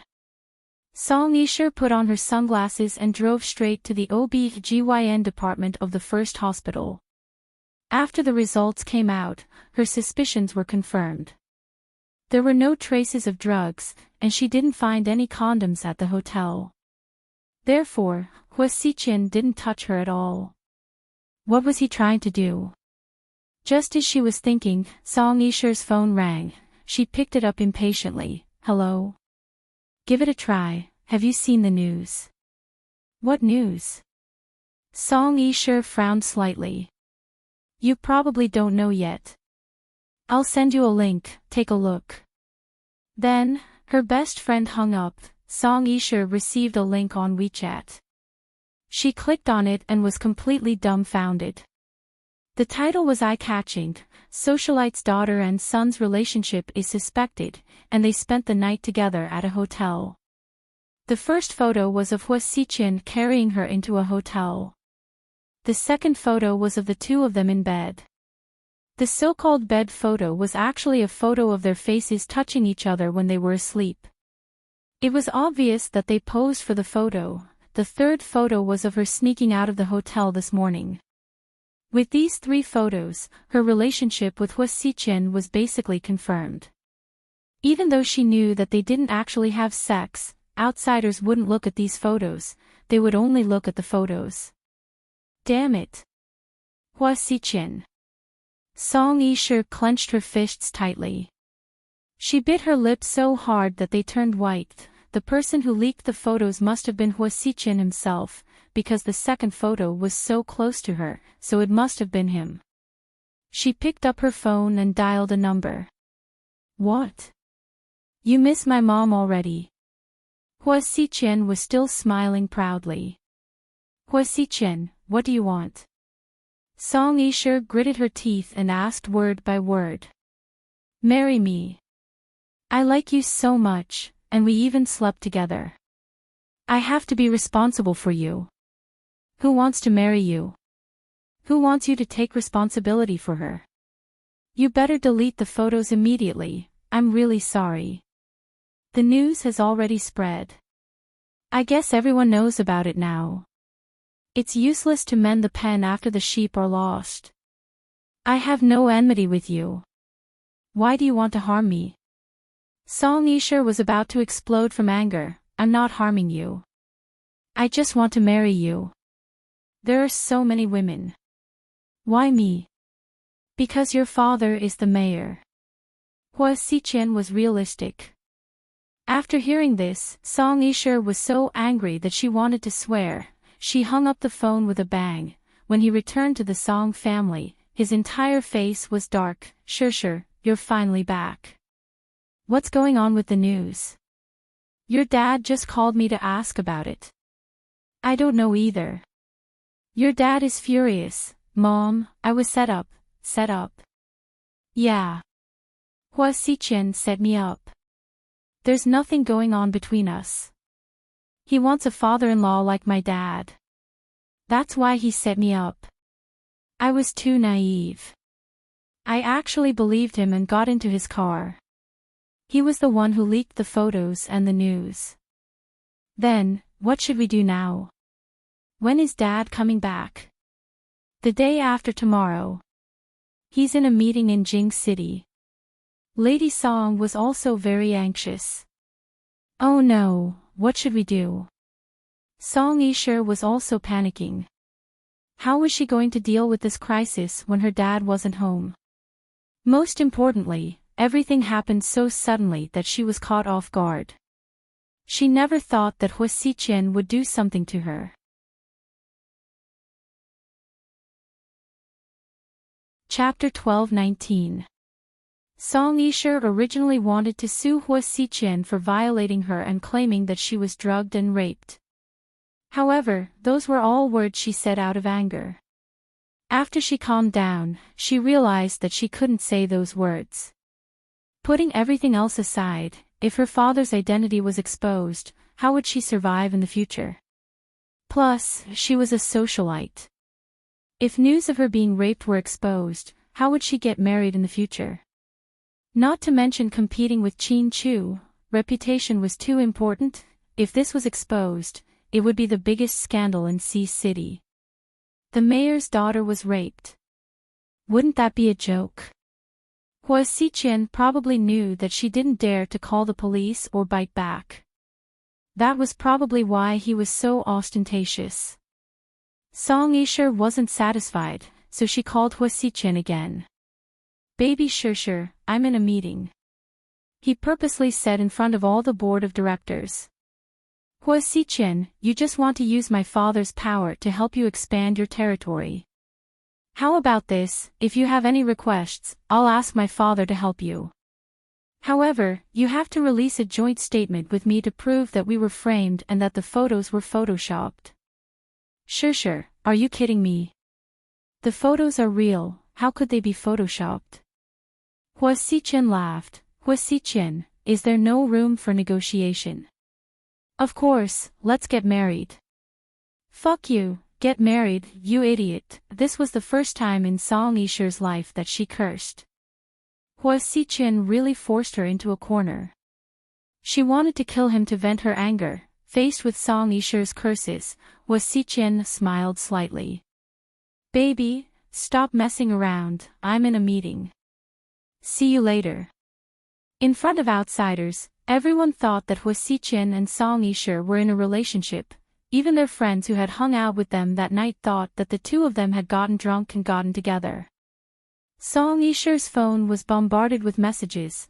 There were media reporters, close friends, and some unrelated people. She was about to go crazy from anger. At this moment, she thought of someone who might be able to save her. GK headquarters, Miss Song, our boss is having a meeting. It's okay, I'll wait here. Ugh. Young really didn't like Song Yishe now because she knew that their boss was married, yet she still wanted to fight with a young lady over him. Most importantly, she was a troublemaker, always finding fault with Huamin. Fortunately, a young lady was more open-minded and didn't want to lower herself to her level.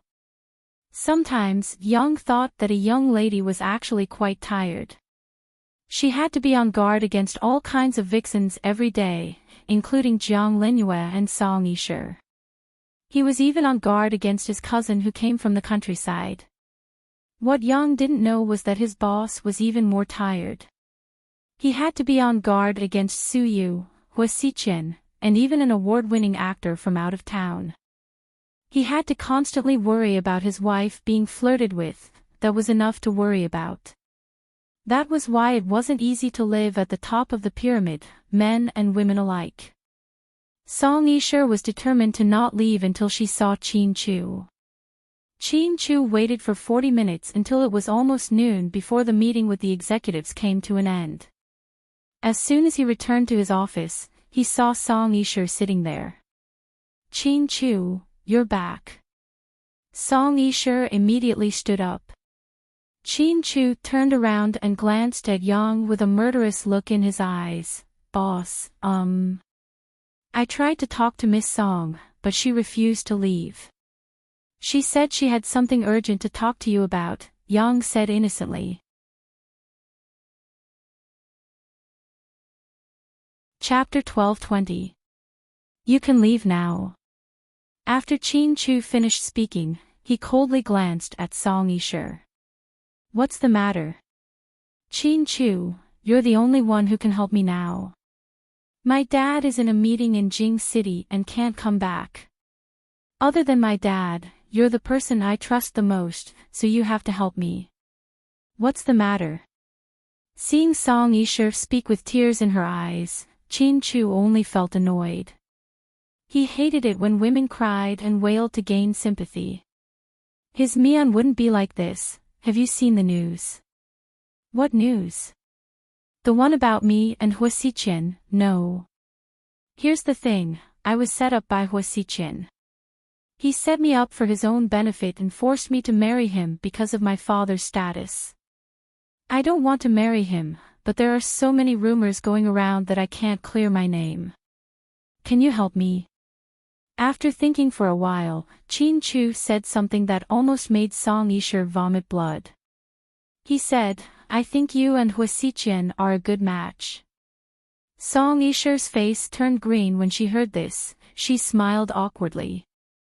Chin Chu, are you joking with me? I never joke with people I don't know well, Chin Chu said with a serious expression. But I don't like Hua Xiqian.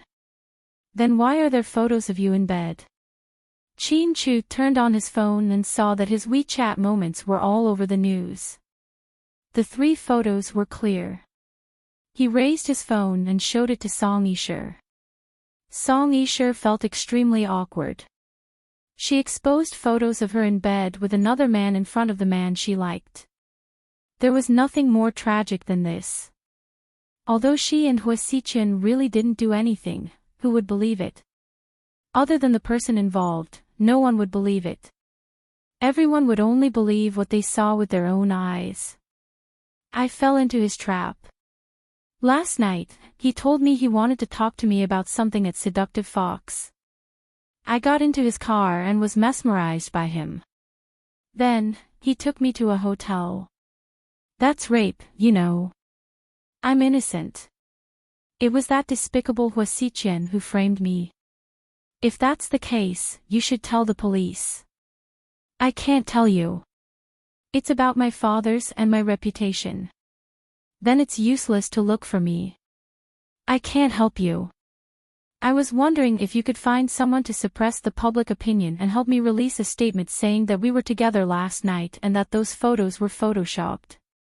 Sorry, I can't help you, Chin Chu, I'm begging you. Song Yisher cried as she walked over.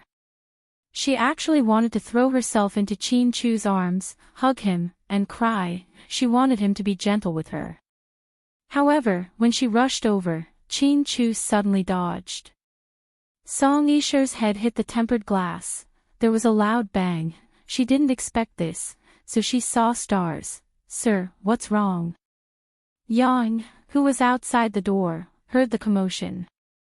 He immediately opened the door and came in to check. Yang, see her out. Chin Chu, we've known each other for so many years. We grew up together. Don't tell me you. Before Song Yisher could finish, Chin Chu mercilessly interrupted her. Let me correct you. I don't even know you. You only lived in my house when you were young, but we didn't talk. So, basically, we don't have any feelings for each other. Don't mislead others with these words. After hearing Chin Chu's words, Song Yisher's expression turned cold. she never thought that Chin Chu could be so heartless. Why was he always so gentle to Huamin? It was as if he couldn't bear to speak loudly to Huamin. What was the difference between her and Huamin? "Miss Song, this way please." Yang saw an opportunity and walked up to her. Song Yisher helplessly covered her head and walked out in embarrassment. Southside Recuperation Center. Huamin was about to take a lunch break when her phone started ringing with WeChat notifications. She picked it up and was dumbfounded.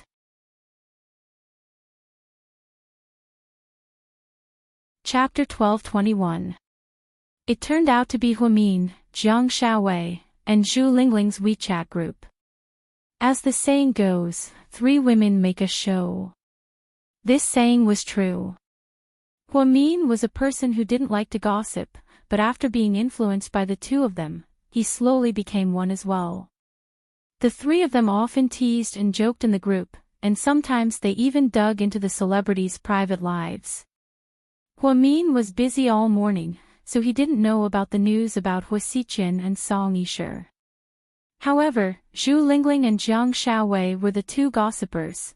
Zhu Lingling, okay, take a look, the #1 scandal in C City. The mayor's daughter fooled around with a man in a hotel. How shameless. Jiang Xiaowei, does she have any shame? Sleeping with Hua Xiqian is too good for her. At least Hua Xiqian is a handsome guy. It would be a miracle if she didn't find a gigolo.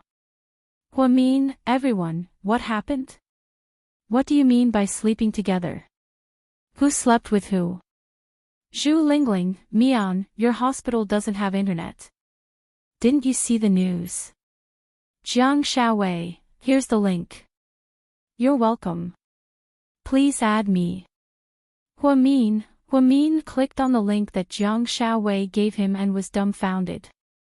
Hua Xiqian and Song Yisher. This was an unimaginable couple.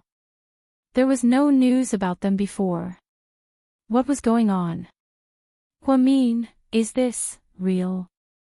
Jiang Xiaowei, I don't think it's fake.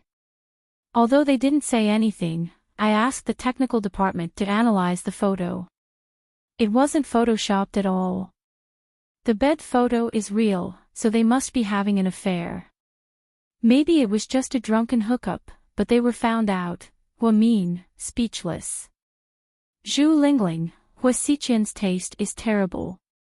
Mo Shui is so pretty, she's even more real than Song Yisher. Why would he sleep with her? I don't understand, Jiang Xiaowei, I'm curious too. Last time at Hua Xiqian's cosplay party, I noticed that Hua Xiqian seemed to hate Song Yisher. There shouldn't be any sparks between them. Could it be? Zhu Lingling, what do you mean? What is Professor Zhang's opinion? Jiang Xiaowei, are you talking about avenging my Mian and getting rid of her scourge? Huamin, ugh. Huamin really didn't know what to say. However, when he thought about it carefully, Jiang Xiaowei's words made sense. Hua Xiqian had said more than once that he would help her deal with Song Yisher. At that time, she didn't think much of it and thought that he was just saying it casually. After all, Song Yisher was the mayor's daughter, so it wasn't easy to deal with her. Now that she saw the news that Hua Xiqian slept with Song Yisher, it was indeed shocking. Could this be the revenge that Hua Xiqian was talking about? This is really an accident, Zhu Lingling, I don't care so much. Anyway, bitch Song's scandal this time is really karma. With her scumbag appearance, she should have exposed some dirt a long time ago so that she doesn't have to act all high and mighty and pretend to be a goddess. It's disgusting. Jiang Xiaowei, you're right. This time, she'll suffer a lot. I'm looking forward to seeing how she deals with this. Then, Jiang Xiaowei went to Sina Weibo. Many fans asked Jiang Xiaowei on her Weibo, is the Song goddess thing true? These fans had always thought that she and bitch Song were good friends. Jiang Xiaowei didn't say much. She only posted 2 words on Weibo, congratulations. what was worse was that she, Song Yisher and Hua Xiqian. This way, Hua Xiqian and Song Yisher's relationship was confirmed. Jiang Shaowei's fans were in an uproar as they gossiped.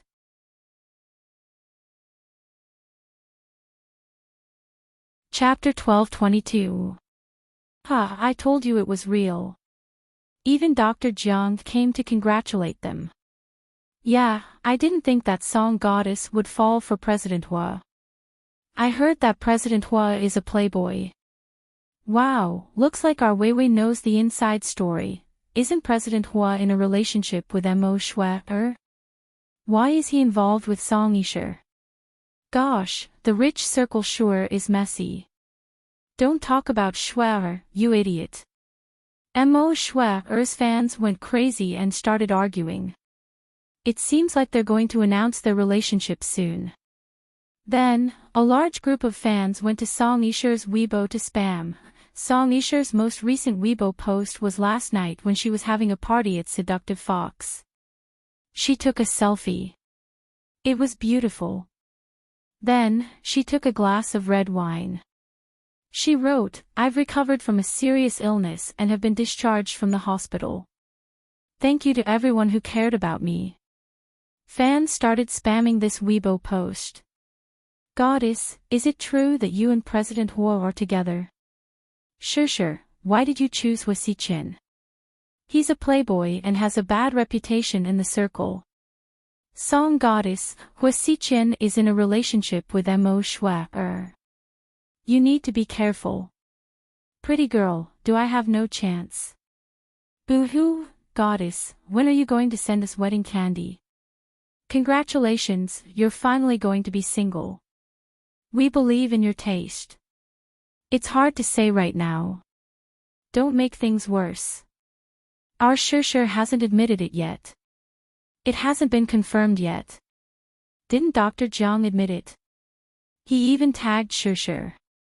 I think it's most likely true, right? Yeah, President Hua is single. Our Sure is also single. They're a perfect match. No matter what, we'll give you our blessings and support your decisions. Sure, good luck. We love you. Baby Sure, can you send us a selfie? No matter how I look at it, you're still the prettiest. You're natural, unlike those plastic surgery bitches. Sure, I've always thought that you and President Qin are a perfect match. It's a pity that he's married. What a pity, I've always thought that you two would be a couple. Song Yisher inadvertently scrolled through Weibo and was about to go crazy. This matter was already messy enough, and Jiang Shaowei actually came to add insult to injury, which really made her choke with anger. However, there was no way for her to clarify the matter unilaterally. After all, she wasn't sure if Hua Xiqian had more shocking revelations, so she could only swallow her anger. After this matter was exposed, there was another person who was extremely concerned about it. It was Mo Shui. It was true that she was pregnant. It was also true that she was pregnant with Hua Xiqian's child. However, she did not expect such a thing to happen between Hua Xiqian and Song Yisher at this critical juncture. In this way, the matter of her using the child to force him to marry her would be far in the future. Hua Group headquarters Mo Shui walked in wearing high heels and a dark brown cashmere coat. She looked like a queen. The truth was, Mo Shui was pretty good in all aspects. It was just that Hua Xiqian never wanted to marry her. Xiqian, why are you here? Hua Xiqian looked up. I'm here to congratulate you. Congratulations on finally finding a good wife for yourself. Song Yisher is really good, and most importantly, her father is good. Mo Shui's mocking tone was so obvious that Hua Xiqian could obviously hear it. If you're here to mock me, then go ahead. I'm going back to work. Hua Xiqian didn't care what Mo Shui said. He didn't need to explain to anyone what he had decided on. Seeing Hua Xiqian like this made Mo Shui even angrier. She walked over in a few steps, grabbed the documents in Hua Xiqian's hands, and threw them to the side. Hua Xichen, are you serious this time? You chose Song Yisher.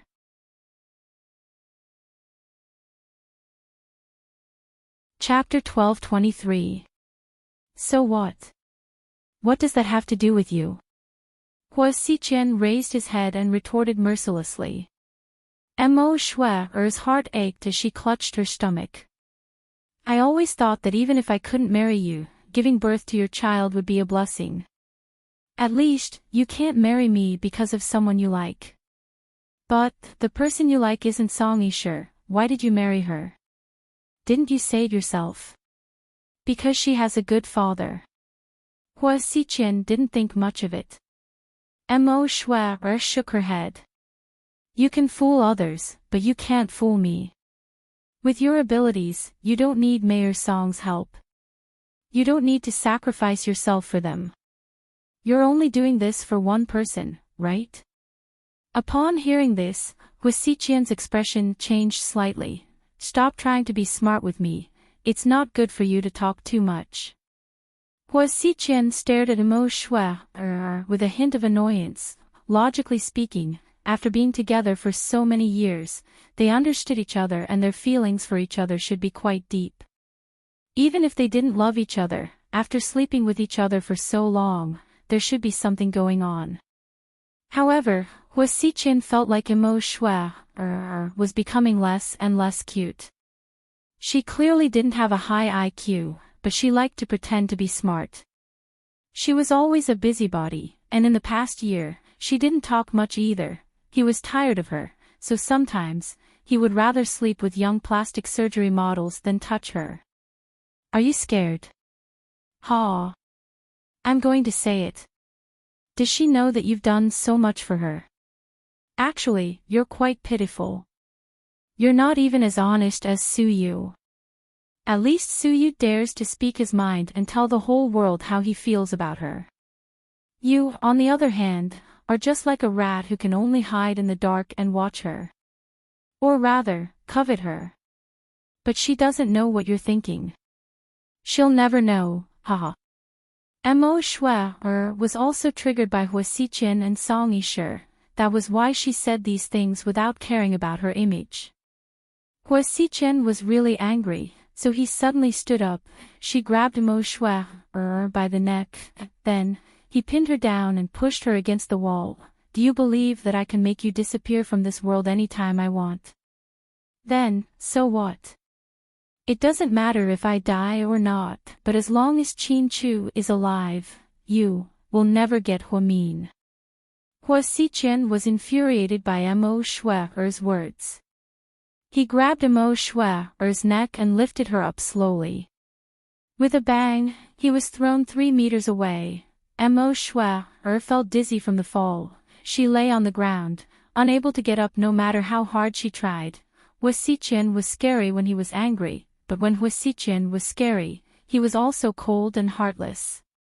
Mo Shui felt a sharp pain in her stomach. Dark red blood splattered out from under her body. My child. She lay on the ground, her face pale. I never wanted to have a child. People like me shouldn't have children, because when they're born, they'll be even scarier than I am. After speaking, Hua Xiqian sneered and dialed an internal number. Take her to the hospital. Mo Shui was sent to the first hospital by Hua Xiqian's employees. She couldn't keep the child, so she immediately had an abortion when she arrived at the hospital. Mo Shui lay on the operating table with tears in her eyes. She hated Hua Xiqian, and she also hated the woman that Hua Xiqian had been obsessed with for so many years. After work, Huamin came out and saw Qin Chu's car parked outside. She happily got into the car. Honey, I'm a little hungry. So, do you want to have sex in the car? Qin Chu faintly replied.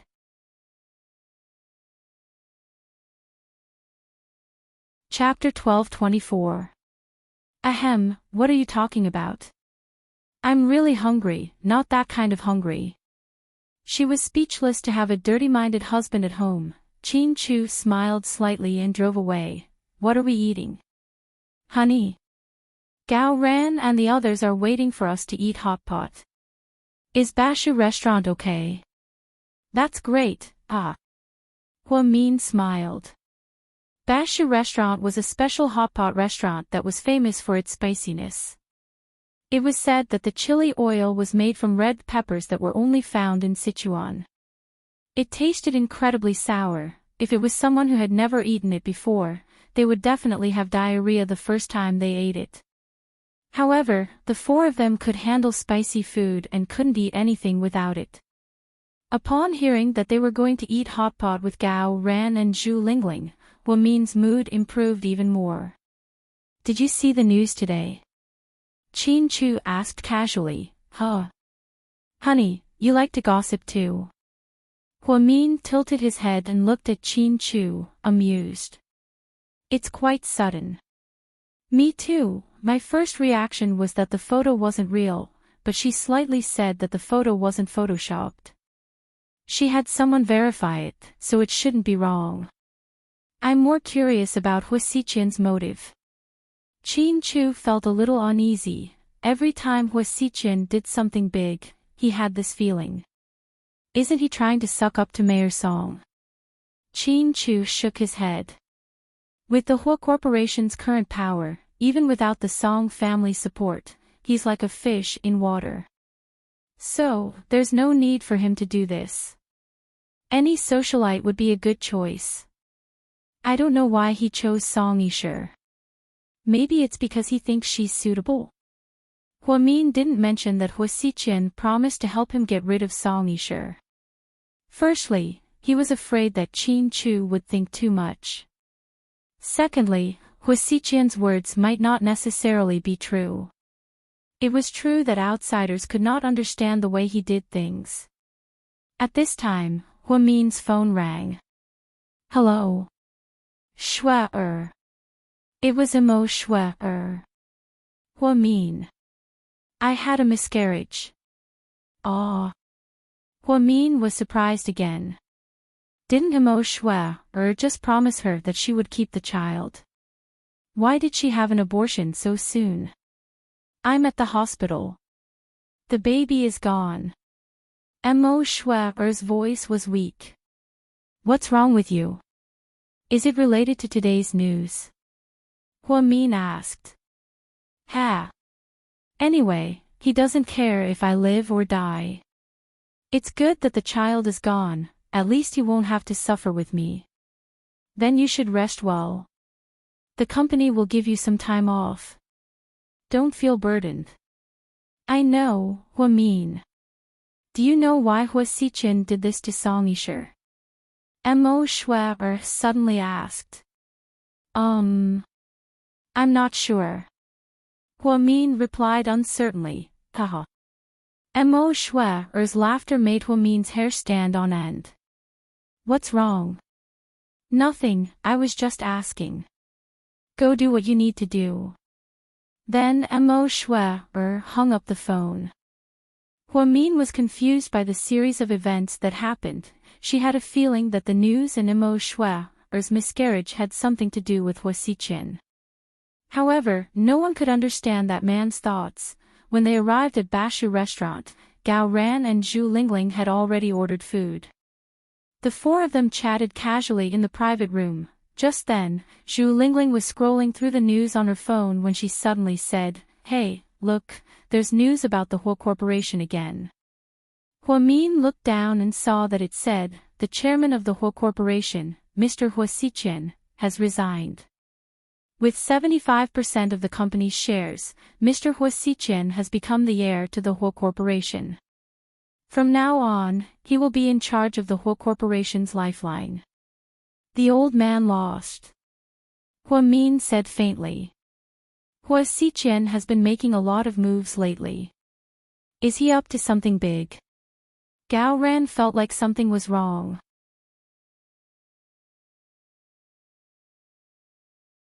Chapter 12:25. It's hard to say. Qin Chu thought about it seriously. Hey, let's not worry about that. What does their business have to do with us? Even if Hua Xiqian really likes bitch song, that's their business. There's a saying that goes, a bitch and a dog will last forever. Even though Hua Xichen isn't a dog, but Song Yisher is a bitch. Yeah, that's it. Zhu Lingling analyzed with a smile. Hua Min, Qin Chu, Gao Ran, Lingling, watch your words. You can't be so rude.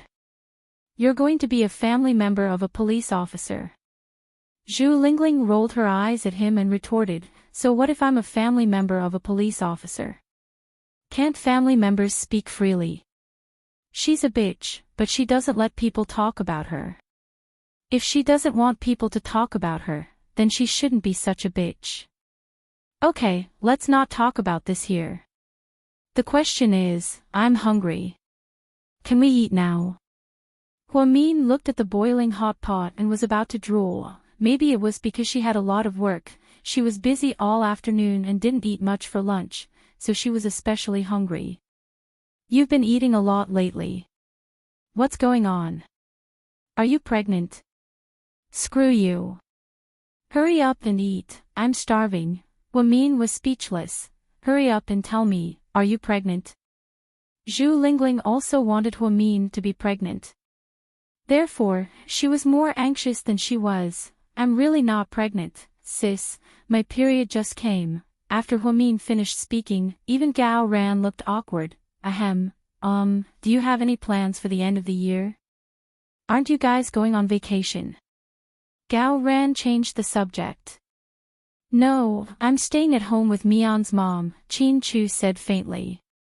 Good son-in-law, you know that Jixin isn't home, so you're extra nice to your mother. Zhu Lingling was Mr. Qin's die-hard fan. He gave Mr. Qin a thumbs up. The four of them chatted as they ate, in the villa of the Song family.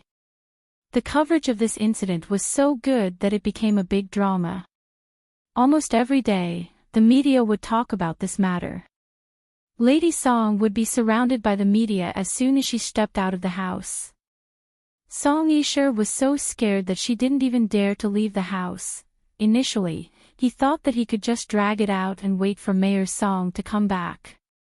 That night, Hua Xichen went on a financial interview program. In the end, he revealed his relationship on the program. This made Song Yisher very angry. It was originally a financial program with a low income rate. However, the news had been too hot recently, causing this program to become the viewership champion for the same period of time. When Hua Min returned home, he turned on the TV and happened to watch this scene.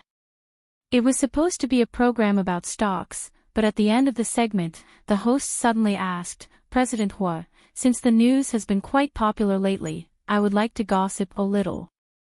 Can you tell us about your relationship with Miss Song Yisher? Hua Xichen first smiled, then, he said, Sure is very beautiful, I've always admired her. Oh. The audience sighed. This sentence made the relationship between the two even more ambiguous. Are those photos real? The host asked again. Those photos are real, but it's not what everyone thinks. At the time, we had a lot to drink, so we went to a hotel to rest. However, we didn't do anything. Hua Xichen did this on purpose. The more he talked about it, the worse the situation became. An adult man and woman checking into a 5-star hotel and not doing anything. Who would believe it if he told them? Therefore, Hua Xichen was very good with his words. With his words, he confirmed their relationship. However, the truth was, Hua Xichen really didn't do anything. That night, after he drugged Song Yisher, he took off her clothes and threw her onto the bed. Hua Xichen played games on his phone for half the night. In the end, he was tired, so he lay down on the sofa for a while. Although he was a playboy, he was very picky and didn't sleep with just any woman. He was disgusted by Song Yisher's face, so even if she asked him to do it, he wouldn't do it. In front of the TV, Song Yisher was so angry that her hands trembled. Hua Xichen, you and I are irreconcilable. You hurt me like this, let's see how I'll get back at you.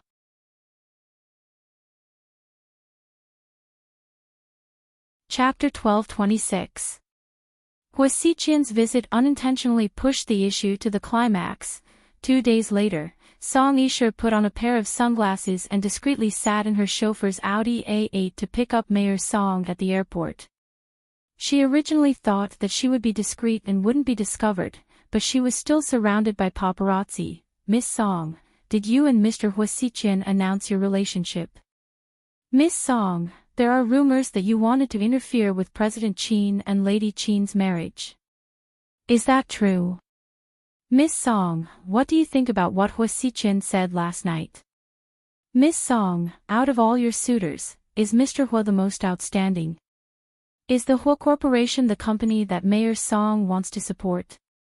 "Miss Song, you and Hua Min are good friends, so did Mrs. Qin introduce you to Hua Xiqian?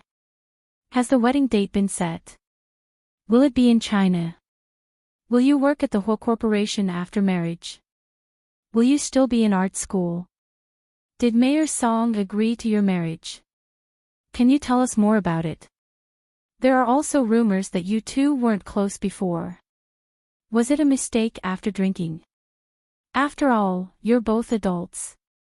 So, was it a one-night stand with President Hua? Would Mayor Song mind your private life being so casual?" No matter how smart Song Yishe was, she couldn't handle the reporter's indiscriminate questions.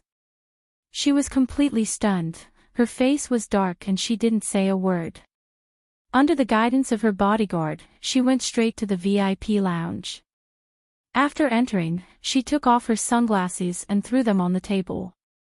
"Miss Song, your coffee." "Take it away, I'm not thirsty," Song Yishe said in a bad mood. Hua Xiqian really messed up all her plans. Otherwise, she would have gone one step further and exposed Hua Min's dirty secrets. She had even thought of a plan and implemented the first step, but she didn't expect that before she could do anything. Hua Xiqian made the first move and set her up. Song Yishe was clear that Hua Xiqian did not frame her because he liked her. He would not marry her just because of her father's right. She had a feeling that Hua Min had something to do with this. Could it be that Hua Min and Hua Xiqian were in cahoots to frame her? It was hard to say. Hua Xiqian, Hua Min, these two bitches, no one with the surname Hua is a good person. One day, I will make sure that there is no one with the surname Hua in C City. How disgusting. Song Yishe clenched her fists and made up her mind. 20 minutes later, Mayor Song came out from the VIP passage. "Dad." She immediately walked up to him. "Let's talk in the car." Mayor Song's expression was serious. He had been an official his whole life and had nothing to worry about. He was about to retire in a few years. Yet, he caused such a huge mess. If Mayor Song hadn't been in Jing City, this incident wouldn't have dragged on until now. In the Audi A8, Mayor Song glanced at his daughter. "What happened?" "Dad." Hua Xiqian was lying. "He set me up, did you know that?" "Why did he set you up?" "How would I know?" "Maybe part of it was because he wanted to use your power, and the other part, maybe it was because of some other grudge. Anyways, nothing happened between us. Do you know how despicable he is? He drugged me and dragged me to the hotel. I didn't know what happened until I woke up and realized it was a trap. It's all my fault for being so careless. I didn't think Hua Xiqian would be so daring as to touch me. He really doesn't want to live anymore. Dad, you can't let him go this time." Song Yishe rattled on and on about what had happened.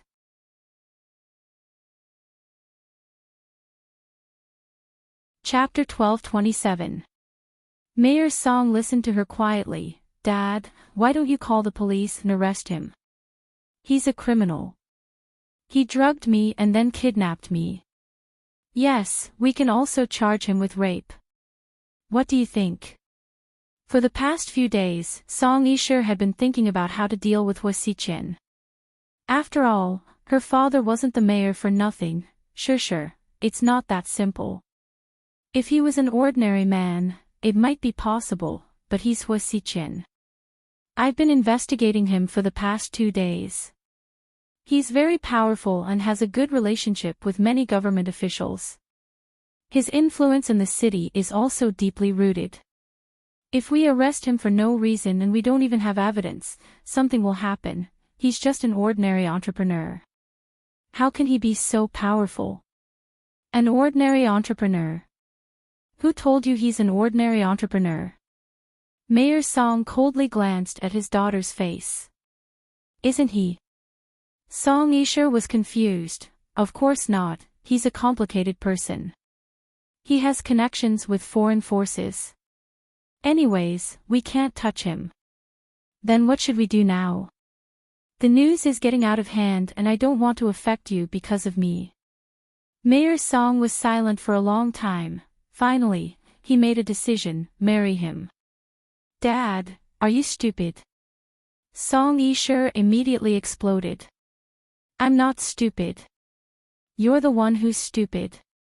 This is the best solution. We can't ignore our image. We have no other choice. Dad, I don't want to marry him.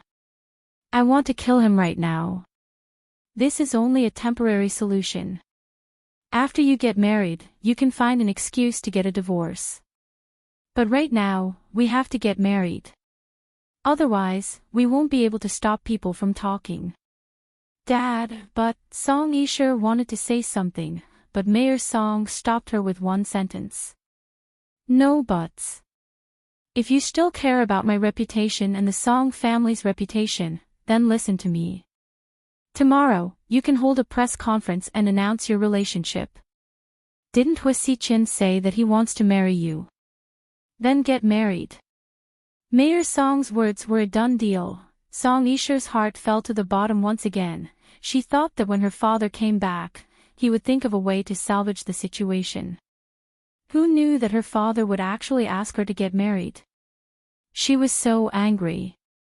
In the afternoon, Song Yisher drove to the Qin family. She saw Lady Qin, whom she hadn't seen in a long time. Mama Qin, I miss you so much. She took the initiative to give Lady Qin a hug, but Lady Qin was not as enthusiastic as before and hugged her back. He just asked calmly, "Why are you here?" "I miss you so much. By the way, where's Mr. Qin?" "He's out playing golf with an old friend." Oh. Song Yisher then looked around as if she was looking for something. Mama Qin, has Qin Chu come back recently? No, he's busy. Actually, it's possible that Huamin doesn't want him to come back. Huamin is a very vengeful person. After what you did to her in the past, she must have something against you. No, Huamin is a very kind child. We've already talked things out. Lady Qin directly refuted. Song Yisher felt a little awkward and then said, "Mama Qin, have you seen the news these past few days?" "Oh, it's about your relationship with that kid from the Hua family, right? I was just about to tell you that he's a good guy. Although he's the adopted son of the Hua family, he's the one calling the shots in the family. He's also good-looking, so I don't think your parents would disagree. Why did you have to make it onto the news? You're embarrassing your father." Lady Qin's tone sounded like she was lecturing her.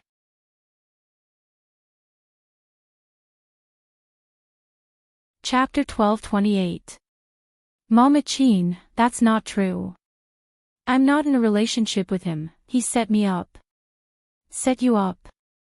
Yeah, he's Huamin's older brother, so I think Huamin said something to him, and that's why he set me up. That's impossible, Mian isn't the type to stir up trouble. Plus, she doesn't have a good relationship with that guy. She also left the Hua Corporation and didn't ask for any shares, so what you said doesn't make sense. Lady Qin obviously didn't believe Song Yisher's words. Mama Qin, Huamin isn't as simple as you think. Yeah, you're not as simple as I think you are either. Lady Qin looked at Song Yisher and said word for word. Mama Qin. Song Yisher was surprised by Lady Qin's words. Sure, I used to like you a lot. You're a child, and you used to live with us, so I treated you like family. When you lived with us for a year, you ate whatever Chin-Chu ate, and we didn't treat you badly. Later, when you went abroad and your dad got promoted, he took extra care of our family. Our families are old friends now. You're right. Song Yisher nodded. In the past, I did want you to be Chin-Chu's wife. After all, our families are well matched, and you're an obedient and sensible child. But later, I realized that love can't be forced. No matter how much I like you, it doesn't matter if Chin-Chu doesn't like you. Plus, I realized that Huamin is a good kid, except for his family background, so I didn't want to make things difficult for him. But you, if you really care about our family, you shouldn't continue to talk bad about Huamin. It's normal for girls to be jealous, but if you keep being jealous of others, then you'll never be happy. You're still young, so why bother? Am I right? Lady Chin's words didn't have a single dirty word, but Song Yisher's face turned red. She couldn't even lift her head. Mama Chin, I'm not targeting Huamin, nor am I jealous of her. I just think that she doesn't treat Chin-Chu that well. Chin-Chu treats her too well, so it's a little unfair. Song Yisher explained. Love is never fair. I've been married to your father for more than 20 years, and I've bullied him for more than 20 years. Is he going to divorce me because of this? Song Yisher, Lady Chin was very eloquent. Song Yisher was speechless. Besides, whether it's fair or not is a matter between the two of them. I hope that no matter if it's you or me, we won't get involved, right? Yes. Song Yisher forced herself to nod. Sure, you're not young anymore. Chin-Chu has been married for so long, you should let go of what you should. You're still young, and you need to have your own family. So, I hope that you won't be so impulsive in the future. Mama Chin is right. Song Yisher forced a smile. Song Yisher didn't waste any more time. She hurriedly said goodbye to Lady Chin, turned around, and left the Chin manor. You old bitch. How dare you lecture me? Who do you think you are? Song Yisher slammed the steering wheel in exasperation. She hadn't been doing well recently. Ever since the car accident, nothing seemed to go well for her. It was as if she stepped on asshole. She blamed all of this on Huamin. If it weren't for her, she wouldn't be so unlucky. In this world, there was such a person who never reflected on her own mistakes. Every time something unpleasant happened, she would blame others and so on. Song Yisher was this type of person. Southside Recuperation Center. Huamin had been busy all morning. Just as he was about to eat, he saw Song Yisher angrily barge into his office. Huamin, let's talk.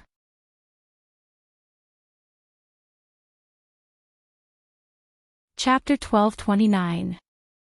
Huamin glanced at Song Yisher coldly. No need, I don't think there's anything to talk about between us. It wasn't like before, when at least they didn't have a falling out. However, after the car race with Song Yishuan last time, Huamian broke up with him. This meant that he had broken up with Song Yisher. Since they didn't like each other, there was no need to pretend to be friends anymore. He also didn't want to waste his precious time on Song Yisher. Huamin used to think that she was pretty smart and had more tricks up her sleeve than Jiang Linyue. However, he later realized that she was just as stupid. She couldn't learn from her mistakes and still wouldn't turn back. She was terrifyingly stubborn. You have to talk to me, Song Yisher said in a firm tone. Huamin sneered. Then, he said gently, Miss Song, I think I need to remind you that when you and your sister lost the car race last time, other than paying the full amount of compensation, you also had to stay away from me, Huamin. Your cousin is better than you and has already fulfilled her promise. However, not only did you not avoid me, you even came to me. So, are you going to break your promise? Do you think that if I delete the video, you won't have any evidence to prove it. Of course I came to you for something. This isn't about the bet anymore, it's about your character and morals. Song Yishe was so angry that her face turned pale. Huamin raised his eyebrows. Oh. Then tell me, how am I a person with a character and morals? Don't think that I don't know that you and Hua Xiqian are in cahoots. You two teamed up against me and set up such a huge trap for me to jump into. How despicable. I've never seen a woman as vicious as you. I'm sorry, I'm very busy every day and don't care whose bed you slept with. I don't have the time to plan all of this. But then again, Hua Xiqian slept with you and was willing to publicly acknowledge your relationship. He's giving you face. I thought you guys only went on a date. Song Yishe was about to explode when she heard Huamin's words. Woman, what are you talking about? I already said that nothing happened between us. You guys set me up. What does it have to do with me whether you guys said anything or not? I'm not interested in your business. You're an interesting person. As soon as you do something, you come looking for trouble with me. Do you think I'm that easy to bully? Do you really think I'm that? Miss Song, do you know that in ancient China, there's a four-word idiom called, enough is enough? There's also a popular internet saying, if you don't ask for trouble, you won't die. If you really like someone, don't ask for trouble. Just live your life, isn't that great? Huamin was no longer polite to Song Yishe. So what if her father was the mayor? Even if the mayor came to Huamin's office to pick a fight, she would still talk back, let alone the mayor's daughter. Otherwise, these people would really take advantage of her. Song Yishe pointed at Huamin and gritted her teeth. Huamin, do you know? You're so fucking annoying. I've never seen a woman who likes to show off as much as you do. Do you think that Qin Chu likes you, Siu likes you, and the whole world likes you? Look at yourself. Why don't you take a look at yourself? Not only are you ugly, but you're also a poor commoner. You're so arrogant just because you're a doctor. What do you have to show off? You're just scheming, so you deceived those men. They all think that you're very innocent, but in fact, you're just a scheming bitch. You're just good at pretending. They were all deceived by your appearance.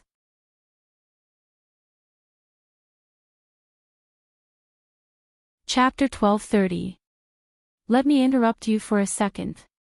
First of all, let me clarify that I've never been pure. Even if I'm a scheming bitch, I'm still the best of the bitches. I'm not like you, who doesn't understand bitches. I feel embarrassed for you when someone tore off your mask. You said that I don't have the right to show off, and that's true, but what about you? If you didn't have your father, who do you think you are? With that face of yours that looks like a celebrity's. There are so many people who look better than you. Even the waitresses at Seductive Fox are better than you. To put it bluntly, you should really thank your father. If it weren't for him, even if you went to Seductive Fox, you wouldn't be good looking. So, don't think too highly of yourself. It's okay to be shameless, but it's not good to be ignorant. Huamin never lost in an argument. The question was whether she wanted to argue or not. Jiang Xiaowei and Zhu Lingling were both very good at talking, but in front of Huamin, they didn't dare to say that they were good at talking. Therefore, Song Yishe originally wanted to torture Huamin to vent her emotions. She didn't expect that Huamin would torture her until she was covered in bruises. Huamin's talent at cursing was that he didn't use any profanities and didn't mention the other party's parents. Just one sentence after another was enough to make you feel like you're going to die. Compared to Song Yishe, who kept talking about fucking things, Huamin was much more refined. Huamin, I'm telling you, even if I really marry Hua Xiqian, I won't give up on Qin Chu. As long as I, Song Yishe, am alive, I will never let you and Qin Chu live in peace. In the end, Song Yishe couldn't win against Huamin in an argument, so she said some harsh words. Huamin, on the other hand, looked calm as he replied faintly, after hearing what you said, I really want the heavens to bless you with an early death. Otherwise, it won't do us any good if you're still alive, you. If Song Yisher had a heart attack, she would be foaming at the mouth because of Huamin. Anyone who played against Huamin had to be mentally strong, therefore, at Song Yisher's level, she would be defeated within a few minutes. In the end, he was at a loss for words. I won't argue with you. The one who laughs in the end is the winner. Anyway, let's wait and see. Please remember our bet in the future. If you see me in the future, please avoid me. Otherwise, I can restore the deleted video in minutes and release it to the public. You've been so popular recently, and you're on the news every day. I don't think this is a big deal, how dare you? Don't provoke me, I really do dare to do anything. There's nothing you can't imagine, and there's nothing I don't dare to do. Huamin chuckled. Song Yisher was so angry that she turned her head, slammed the door of the office, and left. Chief, what's going on? Is she a patient looking for trouble? Chen Jia walked in worriedly. Yeah, she's mentally ill. Don't worry about her. Huamin obviously didn't care about Song Yisher and wasn't angry that she came looking for trouble. Chen Jia nodded, closed the door in relief, and continued to work. At noon, Huamin finished lunch, but it wasn't time yet. Therefore, she scrolled through her WeChat moments and Weibo. Recently, a lot of people were talking about Hua Xiqian and Song Yisher in her WeChat moments, but she was too lazy to say anything. Then, Huamin logged into Weibo and scrolled through it. Suddenly, she saw an unread private message a few minutes ago. She opened it and saw that the person who sent the message was Jian Tong. Huamin wasn't familiar with Jian Tong, but she knew who she was because she was now the #1 actress at Imperial Star. Her TV series and movies were so popular that they were almost as popular as Mo Shui. Rumors said that Jian Tong was having an affair with Lord Su, and that was why she was so popular. She was in the entertainment industry, but no director dared to sleep with her. I'm so jealous of you. That was all she sent. Huamin froze and replied in confusion, Sis, did you send it to the wrong person?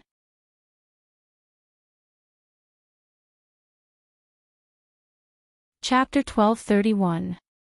No, I just sent it to you, Jian Tong replied within seconds. But do we have a grudge against each other?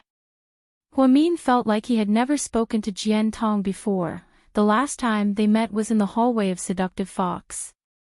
She came out to look for Su Yu, and they had a brief encounter. Jian Tong was a superstar with tens of millions of fans, so she wouldn't suddenly come to Huamin and say something like this, right? She was different from bitches like Jiang Linyue and Song Yisher. Those women's target was Qin Chu, so they were jealous of him, but Jian Tong had nothing to do with Qin Chu. Could it be because of Su Yu? Huamin quickly analyzed the situation in his mind. Then, he saw Jian Tong reply, President Su is so pitiful. Ever since he founded Imperial Star, he's never been away for so long. But this time, he's been away for so many days. But what does that have to do with me? I didn't ask him to go. Huamin truly felt wronged, okay? Isn't it because of you? If you didn't force him, he wouldn't be so sad. Huamin, I beg you, if you don't like President Su, don't give him a chance. Don't torture him. The truth is, I never gave him a chance. Huamin answered without hesitation. She felt like she was being very clear, and more than once, she expressed her feelings for Qin Chu to Su Yu.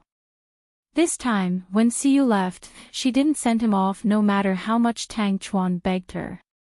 Later, Tang Chuan was so angry that he went to Wei Liao's house and scolded Huamin in front of Jiang Shaowei and Wei Liao. Jiang Shaowei was on Huamin's side, so she argued with him for a long time.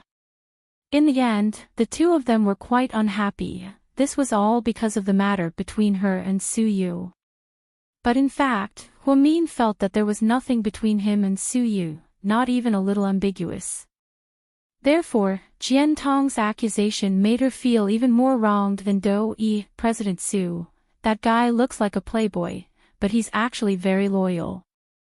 Once he sets his mind on something, he'll do anything to chase after it, even if it's wrong. I feel bad for him, but there's nothing I can do to help him. I've been at Imperial Star for almost 5 years, but I can't compare to the 5 minutes you spent with him.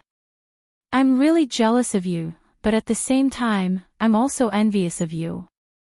You have so many excellent men who like you. I have to admit that you're very capable and resourceful. Ha! Miss Jian Tong, are you praising me? Are you praising me, or are you praising me? Huamin was a little tired and didn't want to argue with another woman, she was too tired. If she had the time, she would rather soak in the hot springs with Mr. Qin and enjoy the snowy scenery. Jian Tong didn't reply, but 3 minutes later, she sent Huamin a screenshot of her Weibo post. It was a post that Suyu had just posted. Huamin didn't follow Suyu on Weibo, so she didn't know what Suyu was up to. She only saw it after Jian Tong posted it. Suyu posted this, I really like spending time with you. Sometimes, even though I feel very tired and infatuated like a fool, your occasional gentleness always gives me the illusion that you may have liked me a little bit at some point in time. So for this little bit, for the love that I don't know if it exists, I am willing to wait for you for a very long time, so long that the world will grow old, because I realize that other than waiting for you, I have no other choice.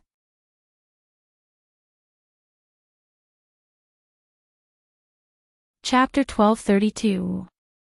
These words really made one's heart ache, and it was very sad. Although Suyu had a bad temper, he was a top student in the military academy and was cultured. Therefore, when he occasionally spoke in a scholarly manner, he really was an artistic youth. Huamin remained silent after reading the message. Jian Tong then sent a photo of Suyu. It seemed like someone had unintentionally taken it for him. He was wearing a military uniform and standing next to Lord Su. His skin was a little tanned, but his eyes were still firm. Huamin remained silent again. Jian Tong then sent another message. Maybe you think that Qin Chu is the only one in the world, but I want to tell you that President Qin Chu is also the only one in the world that can't be replicated. Huamin remained silent for a few seconds before he typed, but I already have Qin Chu, so no matter how good other people are, they have nothing to do with me. So, you're really not going to give President Su any more chances?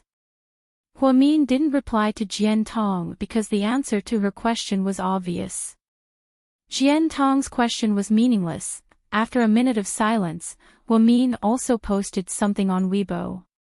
She said, if it's just friendship, then be good friends if you can.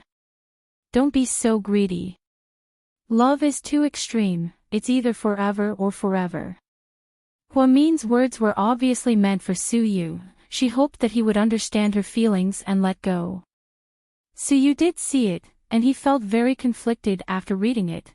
He was greedy, he wanted Huamin's life, but this was such an extravagant thing to do. Young master, the chief wants to see you for dinner, his adjutant came over to remind him. Suyu nodded, put away his phone, and quickly walked towards the military base. He thought that when he was away from home, he would be thousands of miles away from home. Would he feel better? Would he miss that girl? But Suyu felt worse. Huamin's image kept appearing in his mind. Her angry face, her smiling face, even when she was working seriously, she looked so cute. Every time he talked to Wei Liao, he would pretend to casually ask about Huamin. Wei Liao didn't seem to want to say too much, so he answered vaguely. This made Suyu's heart itch. He wanted to go back as soon as possible, but this trip would take at least 20 days. And his grandfather wouldn't let him go back either. In the evening, when Huamin finished work, Qin Chu came on time. Ever since her car was repaired, Qin Chu became her full-time chauffeur. Hardworking Chu Huashi also received compensation paid Huamian girl, and Hua Mian bought or, with the amount of money in her bank account, she could buy a better and more high-end sports car. But she didn't. First of all, Hua Min wasn't a high-profile person. She wouldn't drive a flashy sports car. Pink limited edition Lamborghini and Bugatti Veyron were not her cup of tea. She was only an Audi fan. Second of all, Hua Min was too sentimental. This R8 was a gift from Chin Chu, and she always drove it. They were very close. She treated the car like a friend, so she didn't want to let it go. She would rather spend more money on repairs than get a new one. Hua Min got into the car and took off her down jacket. "Honey, do you want to eat at home or outside?" "I'm fine with anything, I'll do whatever you want." Chin Chu smiled. "Ah, let me think, how about Oxane's ramen?" Hua Min rubbed her chin with her index finger and thought hard. "Okay." Chin Chu nodded gently. Just then, a piece of news came out from the small TV in the car. The female news anchor spoke very quickly. "The latest news is about the hottest topic these days, President Hua Xiqian and Mayor Song's daughter, Song Yishe." After Mr. Hua Xiqian's interview, Song Yishe just held a press conference. This is her first response to this matter. Let's go to the press conference and see what Miss Song Yishe has to say about this.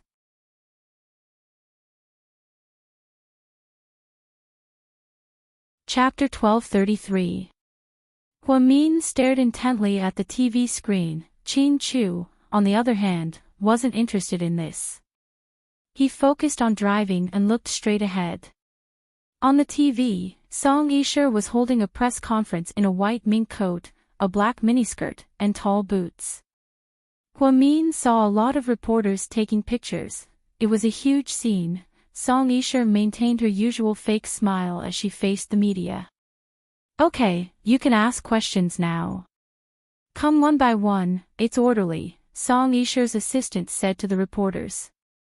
Then, the reporters immediately surrounded her. "Miss Song Yishe, is the rumored photo real?" "Yes." Song Yishe nodded.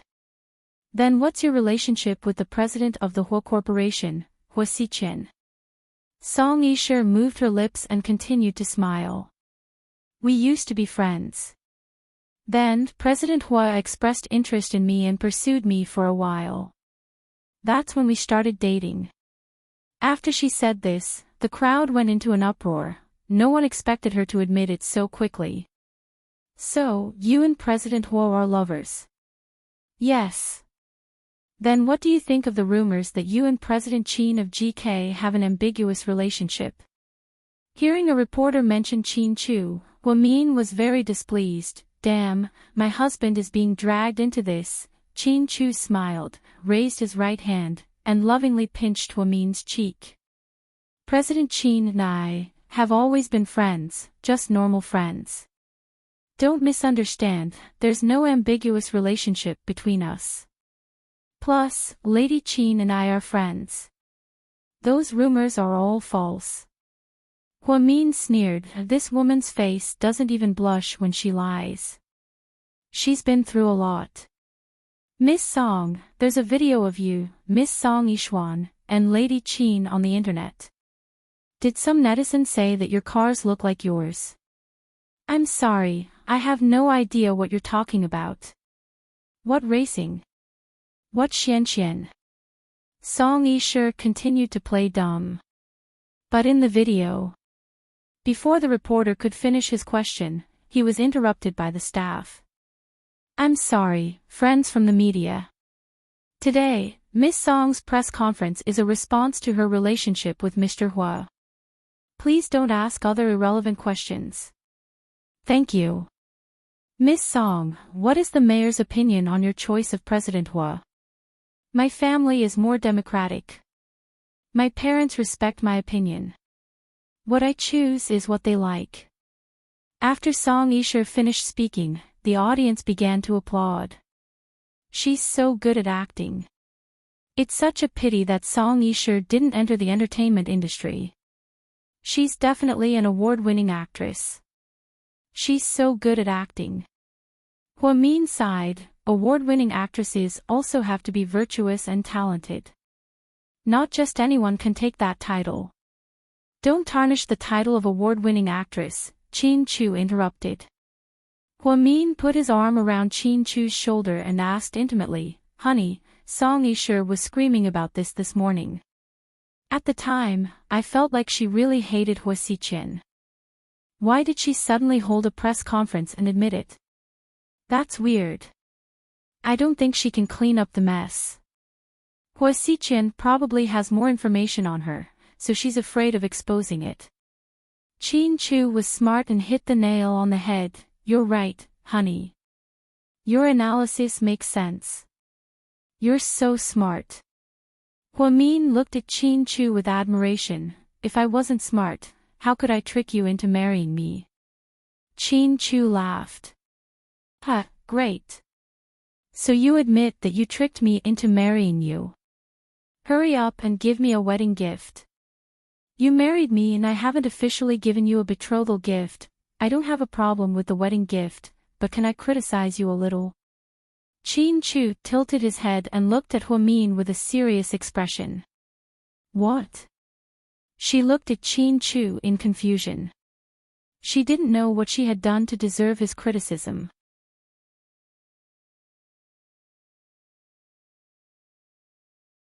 Chapter 1234. Next time when we're in bed, can you improve your service? Qin Chu asked in all seriousness. Huamin, every time, I'm the one who works the hardest, and you're the one who's the hardest at the bottom, Qin Chu continued to complain. Huamin, every time we're having a little more fun, you'll beg for mercy and throw in the towel. Can you last a little longer next time? Cooperate with your husband, Qin Chu added. Huamin, oh right, I really like the bunny girl look you wore last time. Can you wear it for me next time? I think it'll make things more interesting between us. Qin Chu thought of this again. Huamin, also, you can moan louder. Our room is big and soundproof, no one can hear you. I really like hearing your voice, it's exciting. Huamin, Mr. Qin, you've said so much, but I just want to ask you one question. Go ahead. Do you want to fly into the sky, and stand shoulder to shoulder with the sun? Huamin stared at him. Qin Chu, Huamin thought that Mr. Qin was going to fly into the sky. He complained so much at once, just how dissatisfied was he with her. Although she was the one who begged for mercy first every time, that was because Mr. Qin had insane stamina, okay? Who could do it for an hour and still not be done? There was no end to it. How could those men who finished in 10 minutes live? Most importantly, every time, her back would hurt and her legs would cramp, she would be listless at work the next day, okay? I'm just giving you a suggestion, Mr. Qin replied proudly. This suggestion is a bit useless. It's the same whether you say it or not, I think you're just trying to be nice. Not only did you take advantage of me, but you're also picking on me. I haven't picked on you yet. If you're dissatisfied with me, you can tell me, and we can talk about it, Qin Chu suggested. All right. First, can you not take so long? Your battle prowess is too long. I can't handle it. Qin Chu was speechless. Also, you like to hear me moan in bed, and I like to hear you moan too. So next time when I'm a little louder, can you be a little louder too? After all, men and women are equal. You can't demand that of me alone. Qin Chu was speechless. You like me as a bunny girl? Okay, no problem. But can you make me Ultraman? Which style do I like more? It can also increase my interest. Qin Chu was speechless. Next time, just once is enough. Can you not do it 3 or 4 times a night? Although we are still young, the Yellow Emperor's canon of internal medicine says that excessive indulgence is not good. Medically speaking, it is also very easy to become impotent. You should take it easy, okay? Qin Chu was speechless. Lastly, if you dare to tie me up again, I'll immediately separate from you. You can deal with it yourself, I'm not going to serve you anymore. Min was still angry when she thought about how Mr. Chin punished her last time. That was the highest level of physical and mental torture. Min was a strong-willed person, but Mr. Chin almost tortured her to the point of insanity, so she really didn't want there to be a next time. After Chin Chu silently listened to her words, he helplessly looked at Min. Honey, can I take back what I just said? Just pretend I didn't say anything, okay? Ha ha ha. Min immediately laughed. Mr. Chin was too cute. Sometimes, he was as willful as a child. As they chatted and laughed, they arrived at Oaxayan's ramen. When the owner saw the two of them, he immediately prepared 2 bowls of ramen. Just then, Min, who was sitting at the door, inadvertently looked up. Just then, she saw Hua Xichen walking over. He was wearing a casual navy blue cotton jacket. He walked in and sat down at Min and Chin Chu's table. Excuse me, can I have a moment of your time? Hua Xichen asked with a smile. Chin Chu and Min looked up and looked at Hua Xichen in surprise. They didn't know why he suddenly came.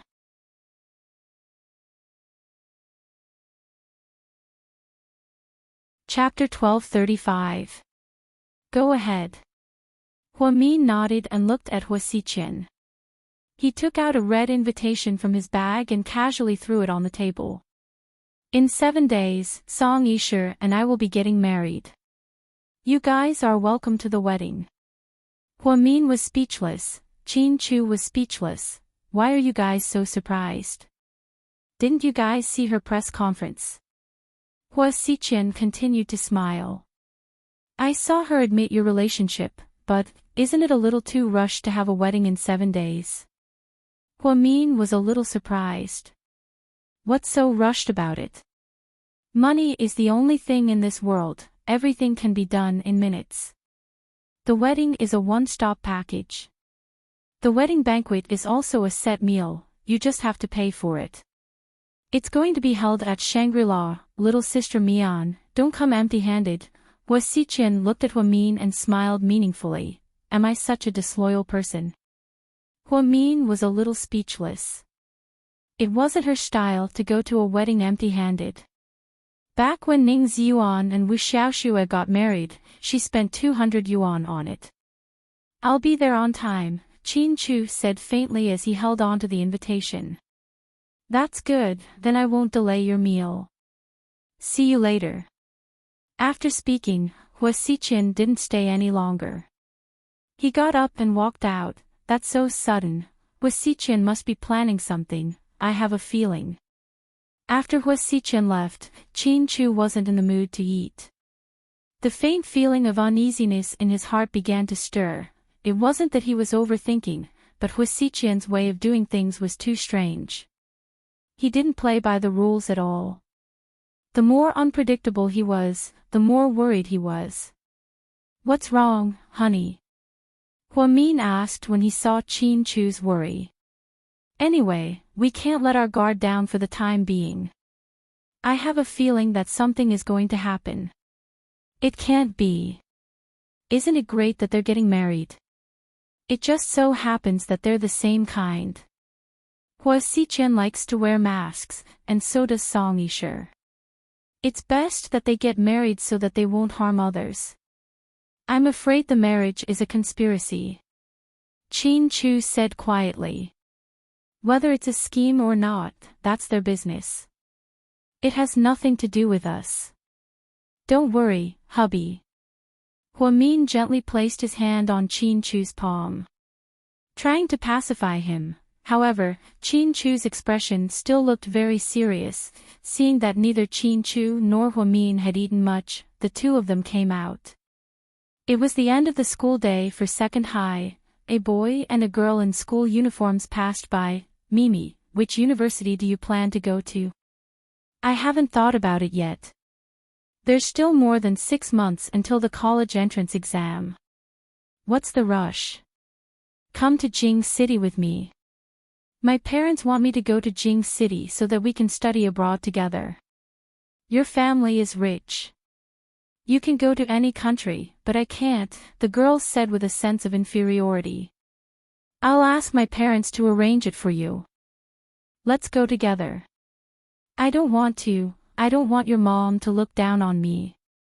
The girl's eyes were sad as she pulled her hand back. The boy looked at the girl in a daze. His eyes were clear and filled with deep love. Love in high school was always the best. It wasn't as ignorant as it was in middle school, and it wasn't as greedy as it was in college. Therefore, Huamin was very grateful that he was able to meet Qin Chu in high school. The conversation between the boy and girl was very similar to when they were young. At that time, Huamin was also persuaded by Qin Chu to go to the United States after they graduated from high school. Later, that incident happened and the two of them broke up. Qin Chu went abroad, and Huamin studied high school nursing. In the blink of an eye, 7 years had passed. Luckily, they could still find each other, and the feelings they had in the past. Qin Chu put his arm around Huamin's shoulder and seemed to be touched as well. If I could go back in time, I would kidnap you and bring you to the United States with me. Maybe if we went abroad back then, our kids would have grown up by now. After Qin Chu said this, the corners of his mouth unconsciously curled up. Whenever he thought about the beautiful life he had with Huamin, he felt very happy. If I could go back in time, maybe I would have fallen in love with another boy in middle school. You wouldn't even have a chance, Huamin said deliberately. Mr. Qin's face darkened when he heard this.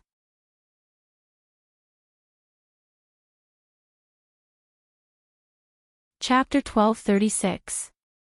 Mrs. Qin, other than me, who else would dare to want you? You're so fierce. You have such a high IQ. You're so arrogant. Qin Chu still remembered the first time he saw a reporter interview Huamin on TV. At that time, she had just finished her middle school exams. Because she was the top scorer, she received a lot of attention. At that time, Qin Chu still remembered her ridiculously arrogant words and tissue. He especially liked to see Huamin's arrogant look. To put it bluntly, it was all kinds of pretentious looks.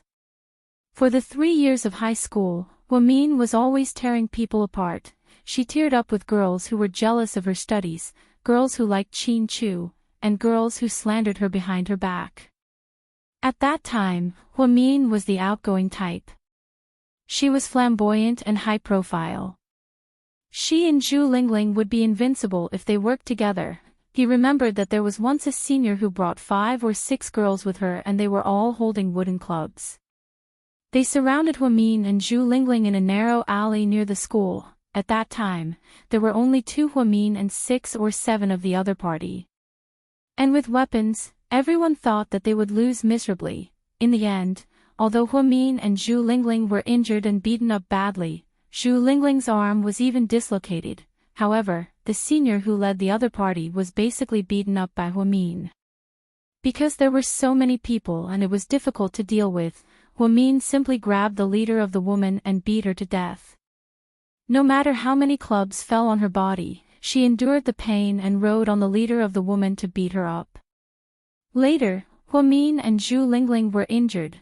The leader of the woman was almost disfigured by Huamin. Her face was swollen like a steamed bun. From then on, that group of people never looked for trouble with Huamin again. Because she was ruthless, the kind that didn't care about her life. Huamin became famous in her first year of high school, and many boys came to see her. There were love letters, chocolates, flowers. There were even some boys who would put small gifts in her desk every day. But she had never accepted anyone. Until one day, Qin Chu, who had been an iceberg for thousands of years, was carrying a backpack on one shoulder. He bumped into Huamin at Oaxayan's ramen. He said, "Hey, I'll treat you to some noodles." Before Huamin could say anything, then she heard Qin Chu say again, "You have to date me." "Ha, I sold myself for a bowl of noodles. Am I worthless?" Huamin sneered. Unexpectedly, Chin Chu's next sentence was, "How about eating noodles for a lifetime?" A lifetime? Hua Min was a little surprised. In an era like high school, everyone's love was beautiful and ignorant. Very few people would think of a lifetime. "I dare, do you dare to eat it?" Chin Chu asked provocatively. At the time, they were young. Hua Min was also agitated, so she said directly, "Then save up, noodles for a lifetime cost a lot." Just like that, their relationship began in a fit of pique. At the time, Hua Min didn't know that Chin Chu's family was so prominent. She had never been interested in her classmates' backgrounds. "What are you thinking about? You look so lost in thought." Chin Chu smiled and asked. Only then did Hua Min come back to her senses. She smiled and said, "I was thinking about some things when we were in school. It's a little cold, let's go home." Chin Chu tightly hugged Hua Min's shoulder.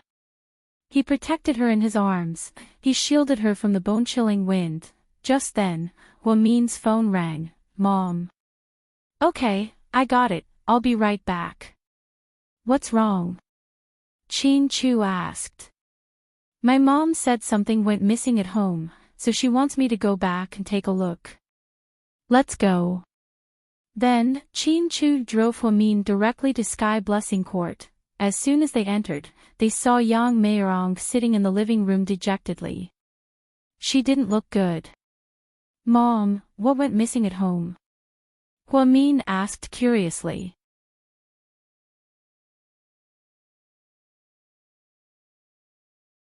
Chapter 1237. "Mian, my jewelry is gone." Yang Meirong looked like she was about to cry. "Jewelry?" Hua Min froze. From what he remembered, his mother did have a jewelry box. She had saved some gold jewelry a few years ago. Later on, she also bought some new rings and necklaces, but they didn't add up to a lot of money. His mother didn't have any big gold jewelry, only small jewelry. She liked to wear them when she went out. She usually put them in the drawer. "Isn't it always in the drawer?" Hua Min asked. "Yeah, but when your Auntie Wu called me this morning and asked me to go for a walk in the park, I found that it was gone." But the jewelry box was still there, and everything inside was gone. "Mom, how many things were in there?" Chin Chu asked. Yang Meirong thought for a moment and said slowly, "Actually, not a lot. Including what Mian bought for me, there are 2 necklaces, 3 rings, 2 pairs of earrings, and a bracelet. That's all.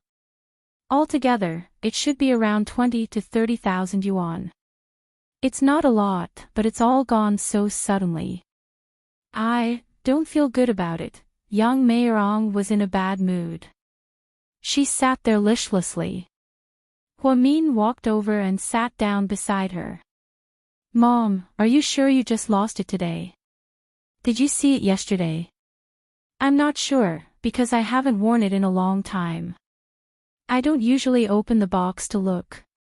The last time I wore it was half a month ago when I went shopping with a few new friends in the neighborhood. It's been a long time.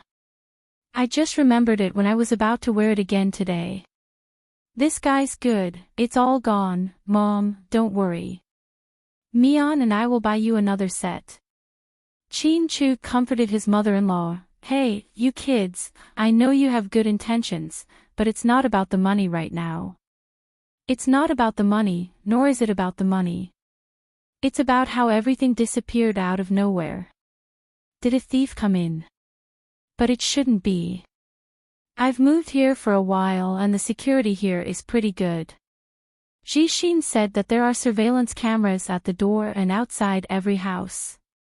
Plus, security guards are always on patrol 24 hours a day. It shouldn't be." Yang Meirong muttered to herself. Hua Min thought for a moment. "I don't think it's possible for a thief to sneak in, because a thief wouldn't just steal these things." "Mom, you didn't lose your money, right?" "Yeah, it's really strange. I didn't lose the 20,000 yuan in my bag, only the jewelry is missing. It's really strange. Could it be that you put it somewhere else and forgot about it? Our house is so big, we might be able to find it if we look around, Huamin added. Yang Meirong shook her head. That's impossible. I wouldn't put those things anywhere. I was afraid that I would forget them, so I put them in the jewelry box in the drawer. Seeing how certain his mother was, Huamin didn't say anything else, then she looked around. Mom, where's Shopping? She's taking a shower upstairs. Just now, she said that her clothes were dirty and wanted to change. As soon as Yang Meirong finished speaking, Yang Shopping came downstairs. There were 2 rooms upstairs, the master bedroom and the guest bedroom. Yang Shopping had been living in the guest bedroom ever since she arrived, and the master bedroom was Xixin's room. Downstairs were also the master bedroom and the guest bedroom. Yang Meirong lived in the master bedroom, and Huamin slept in the guest bedroom downstairs sometimes. Yang Shopping had already changed her clothes. Huamin looked at her in surprise. He realized that although she hadn't been here for long, her taste in clothes had changed a lot.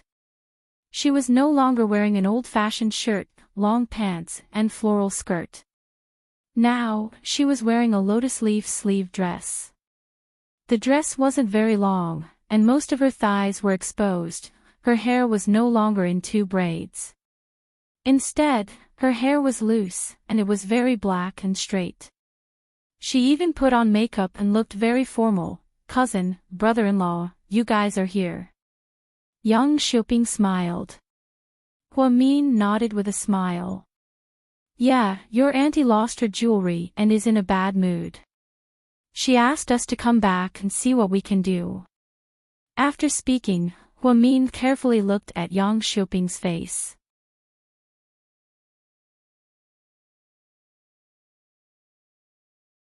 Chapter 1238. Yang Meirong noticed Huamian's unnatural expression and said, Yeah, I was worried too. I even helped Auntie search the entire house, but I couldn't find anything. It's weird. Before Huamin could say anything, Yang Meirong said, Shopping is such an honest child. She saw that I lost something, so she took me to her bedroom to avoid suspicion. Not only did she search through everything, but she also opened her bag and showed me her passbook and wallet. She was afraid that I would suspect her. Why would I suspect her? We're family, who would do something like that? Obviously, Yang Meirong trusted her niece. After all, Huamian had already proven her innocence by showing her her belongings. Yang Shopping walked downstairs and sat down on the couch. Then, she handed an apple to Qin Chu. Brother-in-law, have an apple. No, thanks. Qin Chu's attitude was indifferent.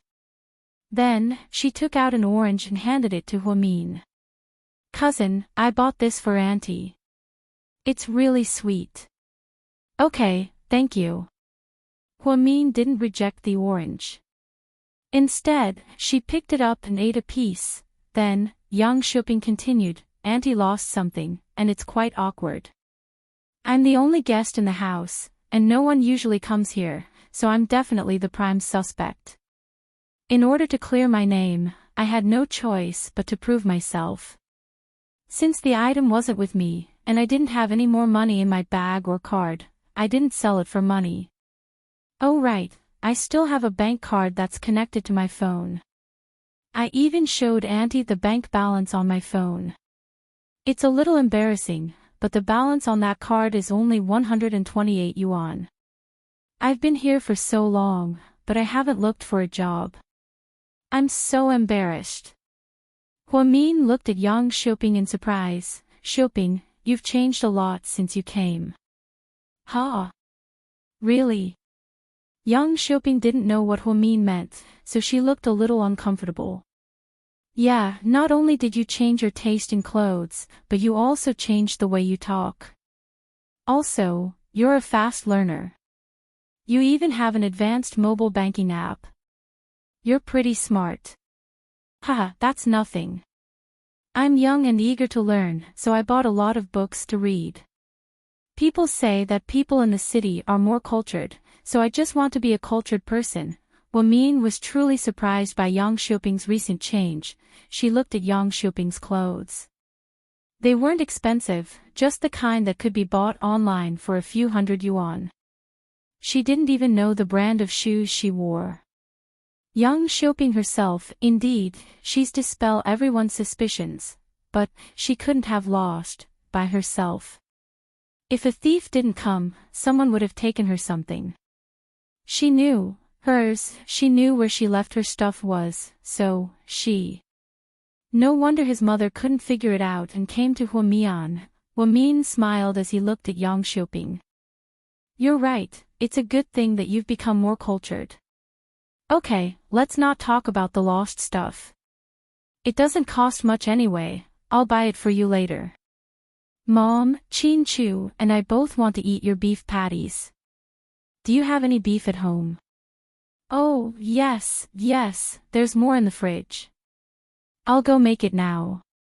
Then, young Meirong got up and went to make the patties. Life was relatively peaceful now. Other than Jixin, young Meirong only cared about Huamin and Qin Chu. Therefore, no matter what they wanted to eat, young Meirong would immediately make it for them. She didn't think it was troublesome at all. After young Meirong left, Huamin deliberately said to Qin Chu, "Honey, you bought this house. Did you install surveillance cameras in the hallway? Can you check the surveillance cameras and see who else went into my mom's room besides her?" Before Qin Chu could say anything, Yang Xiuping immediately interrupted, "Huh? Didn't Auntie say that there are only surveillance cameras outside the house, but not inside? After all, it's not convenient for private matters to be exposed."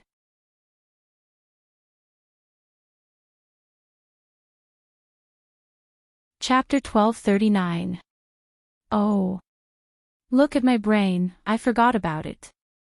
Indeed, I wanted to pretend, but then I thought that there were no outsiders in the house, so there was no point in pretending. You have a good memory, Xiuping. You even remember this, Huamin said to Yang Xiuping meaningfully. Yang Xiuping realized that she had said something wrong, so she said awkwardly, "I only heard Auntie mention it once. After all, I don't wear much when I'm indoors, so I don't really mind. Cousin Qin, why don't you sit down with my brother-in-law? I'll go help Auntie in the kitchen." Then, Yang Xiuping got up and walked into the kitchen. The truth was, she didn't dare to face Huamin. Huamin was too smart and meticulous. What if she said too much and exposed herself? So, she made up an excuse and left. Only Qin Chu and Huamian were left in the living room. "Honey, what do you think?" Huamin looked at Qin Chu with a smile on his face. "Do you really need to ask me? Didn't a detective like you already know what happened? You even asked me about the surveillance cameras just now, so that the culprit would give herself away." Qin Chu crossed his arms. He already knew what was going on. He also knew that his wife had purposely baited the culprit. It wasn't that they were narrow-minded and suspicious of Yang Xiuping.